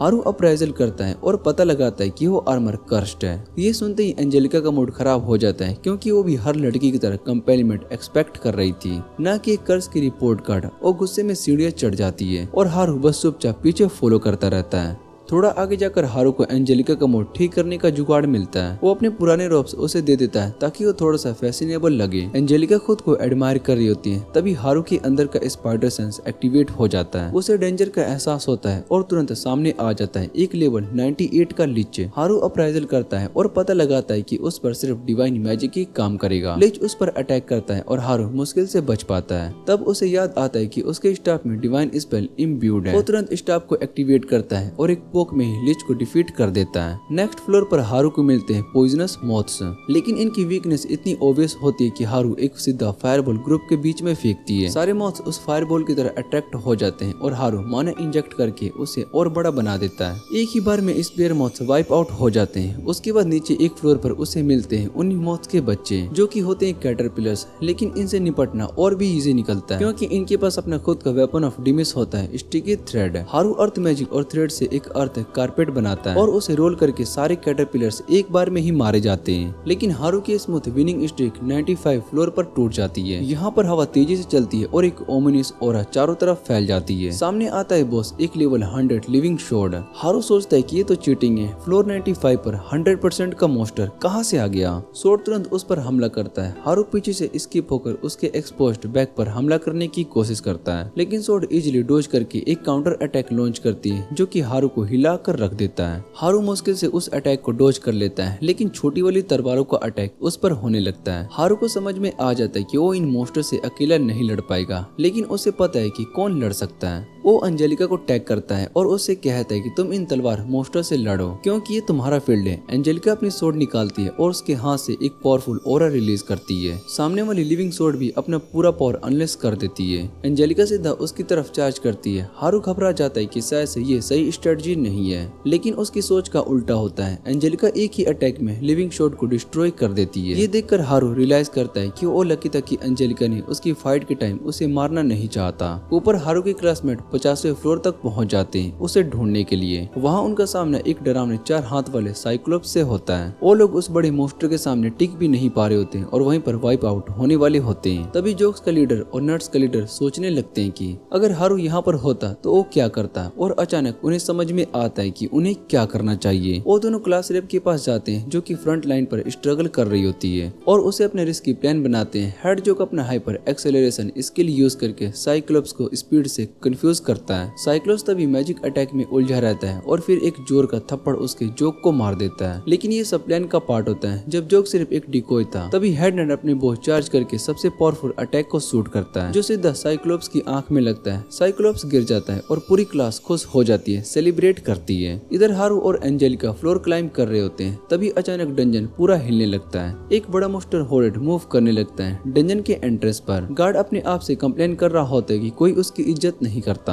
स्टूडेंट्स उसकी वार्निंग को इग्नोर करके अंदर चले जाते हैं और अब मॉन्स्टर स्टैम्पेड शुरू होने वाला है। अचानक सारे रेस्ट डंजन से भागकर बाहर निकल आते हैं। गार्ड्स पलट कर देखता है तो सामने से स्लाइम मॉन्स्टर की भारी फौज उनकी तरफ आ रही होती है। ये देखकर वो घबरा जाता है और सीधा एडवेंचरिंग गिल्ड भाग जाता है। वहाँ वो गिल्ड मास्टर को इन्फॉर्म करता है कि स्टैम्पेड शुरू हो चुका है। नोबल गर्ल मैरी भी वहाँ पर होती कुछ एक्सपीरियंस्ड एडवेंचरर के साथ और सभी इस बड़ी प्रॉब्लम को देखकर टेंशन में आ जाते हैं। गिल्ड मास्टर अपनी बुक सेल्फ से एक पुराना स्क्रॉल निकालता है जिसमें डंजन का लेआउट बना होता है। वो सबको समझाता है कि डंजन भी एक लिविंग बीइंग की तरह ही होते हैं। ये नीचे की तरफ ग्रो करते हैं और जब अपने लास्ट फ्लोर तक पहुंच जाते हैं तो उनका ग्रोथ रुक जाता है। तभी डंजन के अंदर मॉन्स्टर की एक बहुत ही बड़ी फौज स्वैन होती है जो बाहर निकल जाती है क्योंकि डंजन अब उन्हें और कंटेन नहीं कर पाता। स्क्रॉल में ये भी लिखा होता है कि स्टैम्पेड को रोकने का सिर्फ एक ही तरीका है, डंजन के लोवेस्ट फ्लोर पर बॉस को मारना। बस डिफीट होते ही सारे मॉन्स्टर खत्म हो जाएंगे। एडवेंचरर्स पूछते कि ये कौन कर पाएगा। तभी मैरी के दिमाग में तुरंत हारू का नाम आता है। अर्थ फिर से हिलने लगती है और मॉन्स्टर सिटी पर अटैक कर देते हैं। गिल्ड मास्टर एक एडवेंचरर को सिटीज एविक्यूट करने के लिए भेजता है और दूसरे को एडवेंचरर और सोल्जर सिटी गेट पर इकट्ठा करने के लिए कहता है। इधर हारू बिना किसी दिक्कत के फ्लोर क्लाइंब कर रहा होता है। एक फ्लोर पर उसके सामने ग्रिफिन आते हैं। हारू उन्हें पोइजनाइट फिस्ट डाल देता है। ग्रिफिन तुरंत खाते हैं और बेहोश हो जाते हैं। हारू उन्हें इजिली खत्म करके एक्सपी ले लेता है और अगले फ्लोर पर चला जाता है। सिटी गेट पर एडवेंचरर पहले वेव रोकने में सक्सेसफुल होते हैं, लेकिन उनमें से बहुत ही लोग सीरियसली इंजर्ड हो जाते हैं। मैरी टेंशन में आ जाती है। तभी एक एडवेंचरर याद दिलाता है कि स्टूडेंट्स डंजन के अंदर गए थे और हारू भी उनके साथ था। गिल्ड मास्टर सोचता है और कहता है कि शायद से हारू ही इकलौता बंदा है जो कि डंजन बॉस को मारकर स्टैम्पेड रोक सकता है। अब प्रॉब्लम ये होती है कि अब उसे मैसेज कौन पहुंचाएगा। सभी लोग मैरी की तरफ देखने लगते हैं क्योंकि वो अभी तक फाइट में कंट्रीब्यूट नहीं कर पा रही होती है। मैरी घबरा जाती है, रोने लगती है और कहती है कि वो अकेली मॉन्स्टर से भरे डंजन में नहीं जा सकती। गिल्ड मास्टर उसकी बात समझ जाता है और ऑर्थर नाम के एक वॉरियर को उसके साथ भेजने का फैसला करता है। ऑर्डर कहता है कि अगर वो डंजन में गया तो सिटी की डिफेंस वीक हो जाएगी। लेकिन गिल्ड मास्टर उससे कहता है कि तुम व्हाइट बोरेड के नाजायज औलाद हो। मैं अपनी मौज की कसम खाता हूँ कि मैं यहाँ मॉन्स्टर को रोक लूंगा। इधर डंजन में हारू 81 फ्लोर तक पहुँच जाता है और ये फ्लोर एक वाटर तक पहुँच जाता है। ये फ्लोर वाटर थीम पर होता है जहाँ पर पिराना जैसे मॉन्स्टर होते हैं। हारू पानी में झांकता है तो पिरानास उस पर अटैक कर देते हैं। एंजेलिका तुरंत अपनी तलवार से उन्हें स्ले कर देती है। हारू को याद आता है कि उसने मार्केट में इन फिशेस को फ्रोजन स्टेट में देखा था। फिर वो आइस मैजिक का यूज करके पानी का टेम्परेचर लो कर देता है जिससे कि फिशेस स्लो हो जाती है। हारू अपना पैकिंग स्किल यूज करके फिशेस को पूरे आइस में फ्रीज कर देता है और ये प्लान सक्सेसफुल होता है। उसे लगता है कि अब वो इजिली ये फ्लोर क्लियर कर लेगा। वो स्टैंपिंग स्टोन पर भागते हुए आगे बढ़ने लगता है और जो भी फिश पास आती है उसे फ्रीज कर देता है। तभी अचानक पानी में से एक बहुत ही बड़ी पिराना दिखाई देती है। हारू समझ जाता है कि ये इस फ्लोर का बॉस मॉन्स्टर है और ये मॉन्स्टर बहुत ही गुस्से में होता है क्योंकि हारू ने उसके फैमिली को फ्रीज कर दिया था। वो एक बड़े वेव बनाकर सीधा हारू पर अटैक कर देता है। एंजेलिका लास्ट मोमेंट पर हारू को छोड़ देती है और हारू पानी के अंदर गिर जाता है। लेकिन हारू तुरंत अर्थ मैजिक का यूज करके एक सर्फ बोर्ड बना लेता है और वेव के साथ ऊपर आ जाता है। फिर वो सर्फ बोर्ड राइड करके सीधा बॉस मॉन्स्टर के साइड जंप करता है और एक सॉलिड हिट में उसे नॉकआउट कर देता है। बॉस डिफीट होने के बाद हारू सेफ निकल जाता है और खुशी से अपनी जर्नी कंटिन्यू करता है। अब वो और कॉन्फिडेंट फील करता है। क्लाइम करते करते 79 फ्लोर पर उसे एक पिलग्रिम रिंग मिलती है जो कि हैप्पीनेस लाती है और बाद में लक से बचती है। 77 फ्लोर पर उसे एक ब्लास्ट बैंगल मिलता है जो कर्स को डिस्पेल कर सकता है लेकिन सिर्फ एक बार। और 75 फ्लोर पर बॉस को डिफीट करने के बाद उसे एक नेक्रोमेंसी बॉल मिलता है जो कि लिविंग और डेड दोनों को कंट्रोल कर सकता है। हारू इन ट्रेजर को पाने के बाद बहुत ही खुश होता है लेकिन फिर रियलाइज करता है कि ना तो वो अनलकी है और ना ही कष्ट है। तभी वो एंजेलिका की तरफ मुड़ता है और उसको रिंग और बैंगल ऑफर करता है और कहते हैं कि तुम इनकी हेल्प से अपने कर्ज से फ्री हो जाओगी और हैप्पीनेस पाओगी और बोनस में वो नेक्रोमेंसी बॉल भी दे देता है। एंजेलिका पहले रिफ्यूज करती है लेकिन हारू उसके हाथ में फोर्सफुली रख देता है और कहता है कि लड़कियों को एक्सेसरीज पसंद आती है, तुम्हें ये लेना ही चाहिए। आखिर में एंजेलिका तीनों ट्रेजर एक्सेप्ट कर लेती है। जैसे ही वो इन्हें लेती है उनकी पावर उस पर काम करने लगती है। हारू को कुछ भी समझ में नहीं आता और वो आगे एक्सप्लोर करने के लिए चला जाता है। एंजेलिका अपना हेलमेट उतारती है और रिवील होता है कि वो एक प्रॉपर ह्यूमन बन गई है। लेकिन वो जल्दी हेलमेट फिर से पहन लेती है और हारू के पीछे दौड़ जाती है। उधर हारू की क्लासमेट एक लंबी और मुश्किल फाइट करके वेयरवुल्फ का एक पैक को डिफीट करती है। तभी उन्हें किसी की प्रेजेंस फील होती है। वो सोचती है कि शायद से और भी मॉन्स्टर आ रहे होंगे लेकिन ये ओटर और मैरी निकलते हैं। वो सबको स्टैम्पेड के बारे में बताते हैं और कहते हैं कि उन्हें हारू की मदद चाहिए। मैरी ये सुनकर बहुत ही होपलेस हो जाती है क्योंकि हारू अब उनसे अलग हो गया था। लेकिन क्लास रेप उसे कंफर्ट करती है और सबको कहती है कि अब उनके पास रेस्ट करने का टाइम बिल्कुल भी नहीं है, उन्हें हारू को जल्दी से ढूंढना होगा। इधर हारू खुद अपने फ्लोर पर फ्लोर इज लावा गेम खेल रहा होता है। वो लावा लेकर एक ब्रिज क्रॉस कर रहा होता है और हीट हैंडल करते हुए मुश्किल से बैलेंस बनाए रखता है। तभी वो गिरते गिरते बच जाता है। एंजेलिका उसको संभालती है और कहती है कि तुम कॉर्नर में जाकर आराम करो। हारू उसकी बात मान लेता है। फिर वो सोचता है कि आखिर गर्मी की वजह से स्टेमिना खत्म हो गया है, उसको कैसे वापस पाए। तभी उसको एक हल्की सी ठंडी हवा महसूस होती है जो कि दीवार के छेद से आ रही होती है। हारू अपना सर उस होल के अंदर डाल देता है और अपनी विंड मैजिक का यूज करके खुद को कूल डाउन करता है। और हैरानी की बात ये होती है कि उस होल का दूसरा एंड उस फ्लोर पर होता है जहाँ पर बाकी सभी लोग होते हैं। क्लास रेप को हारू की आवाज सुनाई देती है जब वो हवा का मजा ले रहा होता है। वो उसको बताती है और हारू जवाब देता है। तब उसको याद आता है कि वही होल है जिसमें कि वो गिरा था और सोचते हैं कि क्या अब इसके थ्रू बाहर निकल सकता है। उसको याद आता है कि पिछली बार वो ऐसा नहीं कर पाया था और क्लास रेप से पूछता है कि क्या किसी के पास रोप है, लेकिन उनके पास रोप नहीं होता। हारू को ये भी पता चलता है कि वो लोग 54th फ्लोर पर आ चुके हैं और उसको लगता है कि वो जल्दी से उन तक पहुंच सकता है। लेकिन तभी क्लास रेप उसको रोक देती है और बताती है कि टाउन खतरे में। वो स्टैम्पेड के बारे में बताती है और मैरी भी उसको याद दिलाती है कि स्टैम्पेड रोकने के लिए बॉस को हराना जरूरी है। हारू एंजेलिका की तरफ देखता है और सबको कहता है कि बॉस तो ऑलरेडी हरा चुका है। ये सुनकर सब लोग बहुत ही शौक हो जाते हैं और वो सोचते हैं कि अगर बॉस मर चुका है तो फिर दूसरा स्टैम्पेड कैसे हो सकता है। एक एडवेंचरर हारू से डाउट करके पूछता है क्या वो सोहरे की बॉस सच में मारा जा चुका है, क्योंकि सिर्फ उसके मरने पर स्टैम्पेड रुकता है। तब हारू को समझ में आता है कि अगर उसे सिटी को बचाना है तो उसे एंजेलिका को मारना पड़ेगा। लेकिन वो सोचता है कि एंजेलिका तो एक ऐसी लड़की है जो कि हमेशा डंजन में ही फंसी रही है और उसके साथ उसका एक बॉन्ड भी बन चुका है, इस वजह से अब उसको मारना नहीं चाहता। और सबको कह देता है कि बॉस अभी मरा नहीं है। हारू दिमाग लगाता है कि कैसे एंजेलिका को जिंदा रखते हुए भी सिटी को सेव किया जा सके। फिर वो डिसाइड करता है कि चाहे जो हो जाए वो कुछ भी करेगा और एंजेलिका से कहता है कि उसे उसकी मदद चाहिए। हारू अपनी क्लास को डिक्लेयर करता है कि वो अकेला स्टैम्पेड को रोक देगा। सब लोग बहुत ही शॉक्ड हो जाते हैं क्योंकि सभी को लगता है कि बॉस को मारे बिना स्टैम्पेड रुक ही नहीं सकता। लेकिन क्लास रेप हारू पर विश्वास दिखाती है। वो कहती है कि चाहे हारू थोड़ा सा पैथेटिक लोनर लगता हो और सबको परेशान करता हो, लेकिन जरूरत के वक्त पर वो हमेशा सभी को बचा लेता है। वो सबको याद दिलाती है कि हारू ने उन्हें कई बार बचाया है और इसी वजह से उसका भरोसा उस पर है। ये बातें सुनकर हारू के अंदर नया कॉन्फिडेंस आ जाता है और वो कसम खाता है कि वो सिटी को भी बचाएगा और एंजेलिका को भी। इस मोटिवेशन के साथ हारू और एंजेलिका दोनों डंजन को स्पीड रन करना शुरू कर देते हैं और देखते ही देखते 73 फ्लोर तक पहुंच जाते हैं। वहाँ पर उन्हें लिजार्ड मैन मिलते हैं, लेकिन हारू को पता होता है कि वो ठंड के अगेंस्ट वीक है, तो वो तुरंत आइस मैजिक से उन्हें फ्रीज कर देता है और अगले फ्लोर पर एंजेलिका उन्हें तोड़ देती है। आगे चलकर वो स्कॉर्पियन से टकराते हैं और हारू अपनी स्मोक मैजिक का यूज करके उन्हें इजीली खत्म कर देता है, जैसे कि पीस्ट कंट्रोल कर रहा हो। अगले मोमेंट पर हारू और एंजेलिका के सामने एक 2 सर वाला डॉग आ जाता है जो कि बहुत ही स्ट्रॉन्ग और फास्ट होता है, लेकिन हारू अपनी बोतल में बंद किए हुए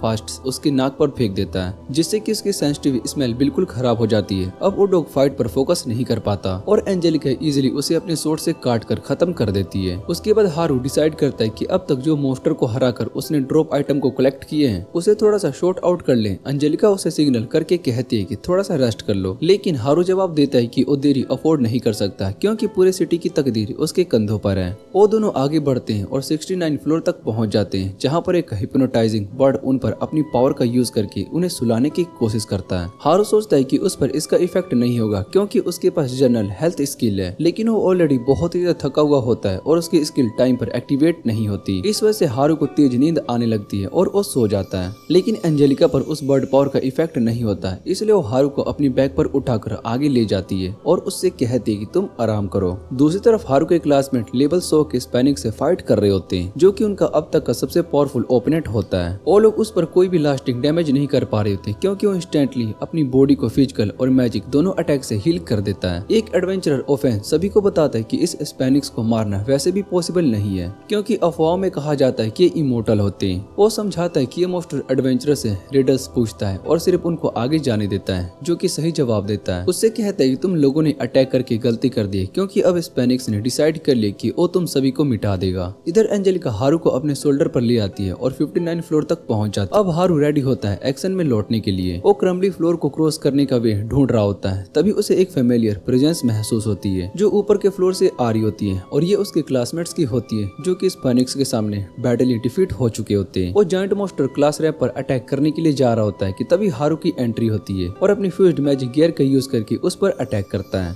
ये अटैक स्पैनिश की फिजिकल डैमेज इम्यूनिटी को नलीफाई कर देता है। हालांकि हारू का पहला अटैक डैमेज नहीं करता है, लेकिन ये एंजेलिका को चांस दे देता है और वो सिर्फ अपनी स्वॉर्ड से स्पैनिक्स का सर काट देती है। इस तरह वो इमोर्टल मोस्टर फाइनली मर जाता है। उसके बाद हारू और क्लास रैप एक दूसरे की तरफ देखते हैं और क्लास रैप उसका वेलकम करती है, कह कर के सब लोग उसके वापस आने का वेट कर रहे हैं। सब लोग उससे कहते हैं कि तुम लेट हो चुके हो और क्लास रैप उससे पूछती है कि उसने अपने नाइट कैसे स्पेंड किए। हारू बस उन्हें इंट्रोड्यूस करने ही वाला होता है कि अचानक उसके पैर के नीचे का फ्लोर गिर जाता है और वो दोबारा से डंजन की गलियों में गिरने लगता है। हारू नीचे गिर रहा होता है, लेकिन वो स्पाइडरमैन की तरह फैलिंग रबल पर स्टेप करता हुआ वापस आने में सक्सेसफुल हो जाता है। फिर वो सबसे कहता है कि टेंशन मत लो, अब उसके पास ऐसी न्यू स्किल है जिनकी हेल्प से वो ऐसे हजार्ड्स के लिए हमेशा अलर्ट रह सकता है। लेकिन जैसे अक्सर होता है उसने अपनी ही बात को जेंक्स कर दिया क्योंकि फिर से उसके पैर के नीचे एक जमीन टूट जाती है। इस बार हारू बिल्कुल अनप्रिपेयर्ड होता है और अपनी किस्मत एक्सेप्ट कर लेता है, लेकिन तभी क्लास रैप दौड़कर आती है और उसके हाथ को पकड़ लेती है। उसके दिमाग में पिछली बार का सीन घूम जाता है जहाँ पर हारू को बचा नहीं पाई थी, इसलिए इस बार वो कसम खाती है कि हारू को कभी गिरने नहीं देगी। तभी हेड नट और हेड जोक्स भी वहाँ पर पहुँच जाते हैं और दोनों मिलकर क्लास रैप को हेल्प करते हैं हारू को ऊपर खींचने के लिए, लेकिन उनके पास रिलैक्स करने का टाइम नहीं होता क्योंकि नीचे के फ्लोर पर स्टैम्पेड की थर्ड वेव ऑलरेडी शुरू हो चुकी होती है। सब लोग पैनिक में आ जाते हैं और क्लास रैप हारू से पूछती है कि क्या उसके पास सिटी को बचाने का कोई प्लान है। हारू कहता है कि हाँ, उसके पास एक प्लान है और एंजेलिका उसकी की है। ये सुनकर क्लास रैप एंजेलिका के बारे में पूछती है, लेकिन तभी मैली पैनिक में आकर कहती है कि हमें तुरंत सिटी वापस जाना होगा। ओटर भी एग्री करता है और कहता है कि हम वेब गेट का यूज करके डायरेक्टली सरफेस पर जा सकते हैं। ये सुनकर हारू बहुत ही शॉक्ड हो जाता है क्योंकि उसे अपने रास्ते में ऐसा कुछ भी नहीं मिला था। फिर ओटर उसको समझाता है कि तुमने इसलिए नहीं देखा क्योंकि तुम डंजन को क्लाइंब करते हुए ऊपर जा रहे थे और वार्प गेट का मैकेनिज्म ऐसे काम नहीं करता। जल्दी हारू और बाकी सभी सिटी गेट तक पहुंच जाते हैं, जहां गिल्ड मास्टर और लोग गार्ड बनकर खड़े होते हैं थर्ड वेव का वेट करते हुए। और फिर थर्ड वेव आ जाती है, जो कि पहले दोनों वेव से बहुत ही ज्यादा बड़ी होती है। मॉन्स्टर फ्लड की तरह सिटी की तरफ आ रहे होते हैं। प्लेन्स और ग्रिफिन्स स्काई में उड़ जाते हैं। एडवेंचरस अपनी पैंट गीले कर देते हैं, क्योंकि पहले दोनों वेव तो सिर्फ टीजर ही थे।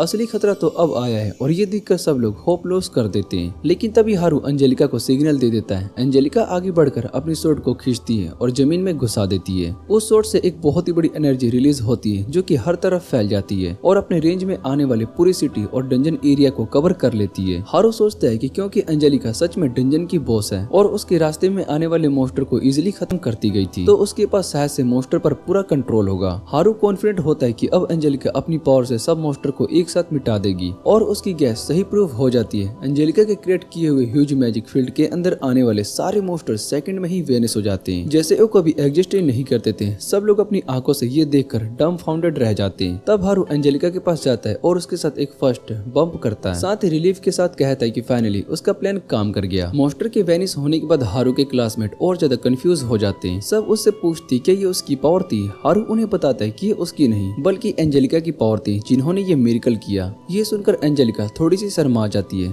तभी हेड नर्ड एक लौता बंदा होता है जो कि समझ जाता है कि एंजेलिका एक्चुअली डंजन की एम्पेरियर है, और जैसे ही वो ये बात बोलता है सब लोग फ्रीक आउट हो जाते हैं। लेकिन हारू तुरंत उन्हें काम डाउन करते हुए कहता है कि टेंशन की कोई जरूरत नहीं है। एंजेलिका पूरी तरीके से उनके साइड में, और डंजन के अंदर उसने उसकी एस लुजेन बार बार सेव की। एडवेंचरस हारू पर विश्वास करते हैं और एंजेलिका को थ्रेट नहीं समझते, लेकिन हेड नर्ड के दिमाग में अब भी कुछ सवाल होते हैं। वो हारू से पूछते हैं कि फीमेल हेड सच में डंजन की बॉस है, जिसका पावर इवन बॉस मॉन्स्टर से भी ज्यादा है। हारू कॉन्फिडेंटली कहता है कि हाँ, एंजेलिका ही डंजन की सबसे स्ट्रॉन्ग है। वो समझ जाता है कि बीच में बहुत ही कुछ हुआ, जिसकी वजह से उसका लेवल रीसेट हो गया, लेकिन फिर भी वो डंजन के मॉन्स्टर से ज्यादा पावरफुल है। हारू बताता है कि उसे लगा था कि एंजेलिका की पावर मॉन्स्टर को मजबूर कर देगी वो भी करने के लिए, लेकिन एक्चुअली उन्हें उनके पास तक जाना पड़ता है उस पावर को यूज करने के लिए। तभी कल थोड़ा सा वोरी करते हुए पूछते हैं कि मॉन्स्टर का क्या हुआ, कहीं वो उन्हें दोबारा से अटैक तो नहीं करने आएंगे। हारू मुस्कुराता है और कहता है कि अभी तो सब अपने अपने फ्लोर पर चिल कर रहे हैं, क्योंकि ये ऑर्डर डंजन एम्पेरियर का है। और ये सुनकर सभी को सुकून मिलता है, और हारू अनाउंस करता है कि अब सिटी बिल्कुल सेफ है। ये बात सुनते ही सभी के चेहरे खिल जाते हैं और वो चीयर करते हैं कि जल्दी सिटी में पीस वापस आ जाता है। अगली सुबह हारू डिसाइड करता है कि एक इवेंट होल्ड करने का जाना है, जहाँ पर वो डंजन से लाए हुए आइटम डिस्प्ले करेगा।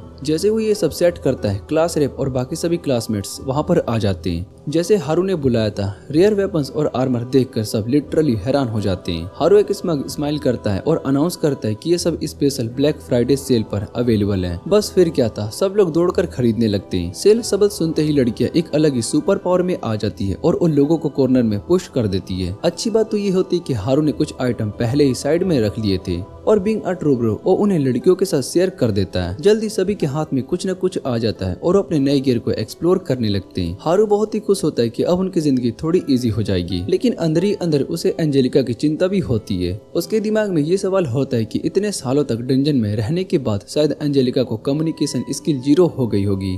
क्या वो बाकी सभी के साथ एडजस्ट कर पाएगी? अब वो उनके साथ रहने वाली है। जबकि हारू अपने मन में ये सोच रहा होता है कि उसके दोस्तों के दिमाग में सिर्फ एक ही बात चल रही होती है कि हारू कितना जेन्युइनस है, जो कि उनके साथ अपने रियर लूट शेयर कर रहा है। हारू अपने कमरे में बैठा हुआ था और मजे से सोना गिन रहा था, जो कि उसने लूट कर बेच कर कमाए थे। तभी क्लास रेप वहाँ पर आती है उससे बात करने के लिए, और हारू तुरंत गोल्ड छुपाता है ताकि उसे कोल्ड ब्लडेड कैपिटलिस्ट ना बोल दे। क्लास रेप उसका शुक्रिया अदा करती है सबको रेयर आइटम देने के लिए, और जैसे ही एंजेलिका भी वहाँ पर आती है वो उसको भी थैंक यू कहती है। फिर क्लास रेप उससे कहती कि एंजेलिका को प्रॉपर्ली इंट्रोड्यूस करो। हारू कैजुअली बोलते कि एंजेलिका है एक फॉर्मिडेबल स्केलेटन वॉरियर, जो कि पहले डंजन एम्पेरियर थी जिसे उसने हराया थी। ये सुनकर क्लास रेप थोड़ा सा शॉक हो जाती है और वो सीधा पूछती है कि क्या हारू ने फेरोमोन रिंग यूज की थी एंजेलिका को अपना बनाने के लिए। हारू फेस प्लेन करता है और समझाता है कि उसे वो रिंग कभी मिली ही नहीं। क्लास रेप फिर भी छोड़ती नहीं है और वो कहती है कि फिर तुमने डंजन एम्पेरियर को कैसे अपना फॉलोअर बना लिया। हारू घबरा कर सच बोलता है कि उसने सर्विट्यूड स्किल का यूज करके एंजेलिका को सर्वेंट क्लास में कन्वर्ट कर दिया। ये सुनकर क्लास रेप लिटरली चिल्लाती है और उसे परवेट बोल देती है। फिर वो एंजेलिका का हाथ पकड़कर उसे ले जाती है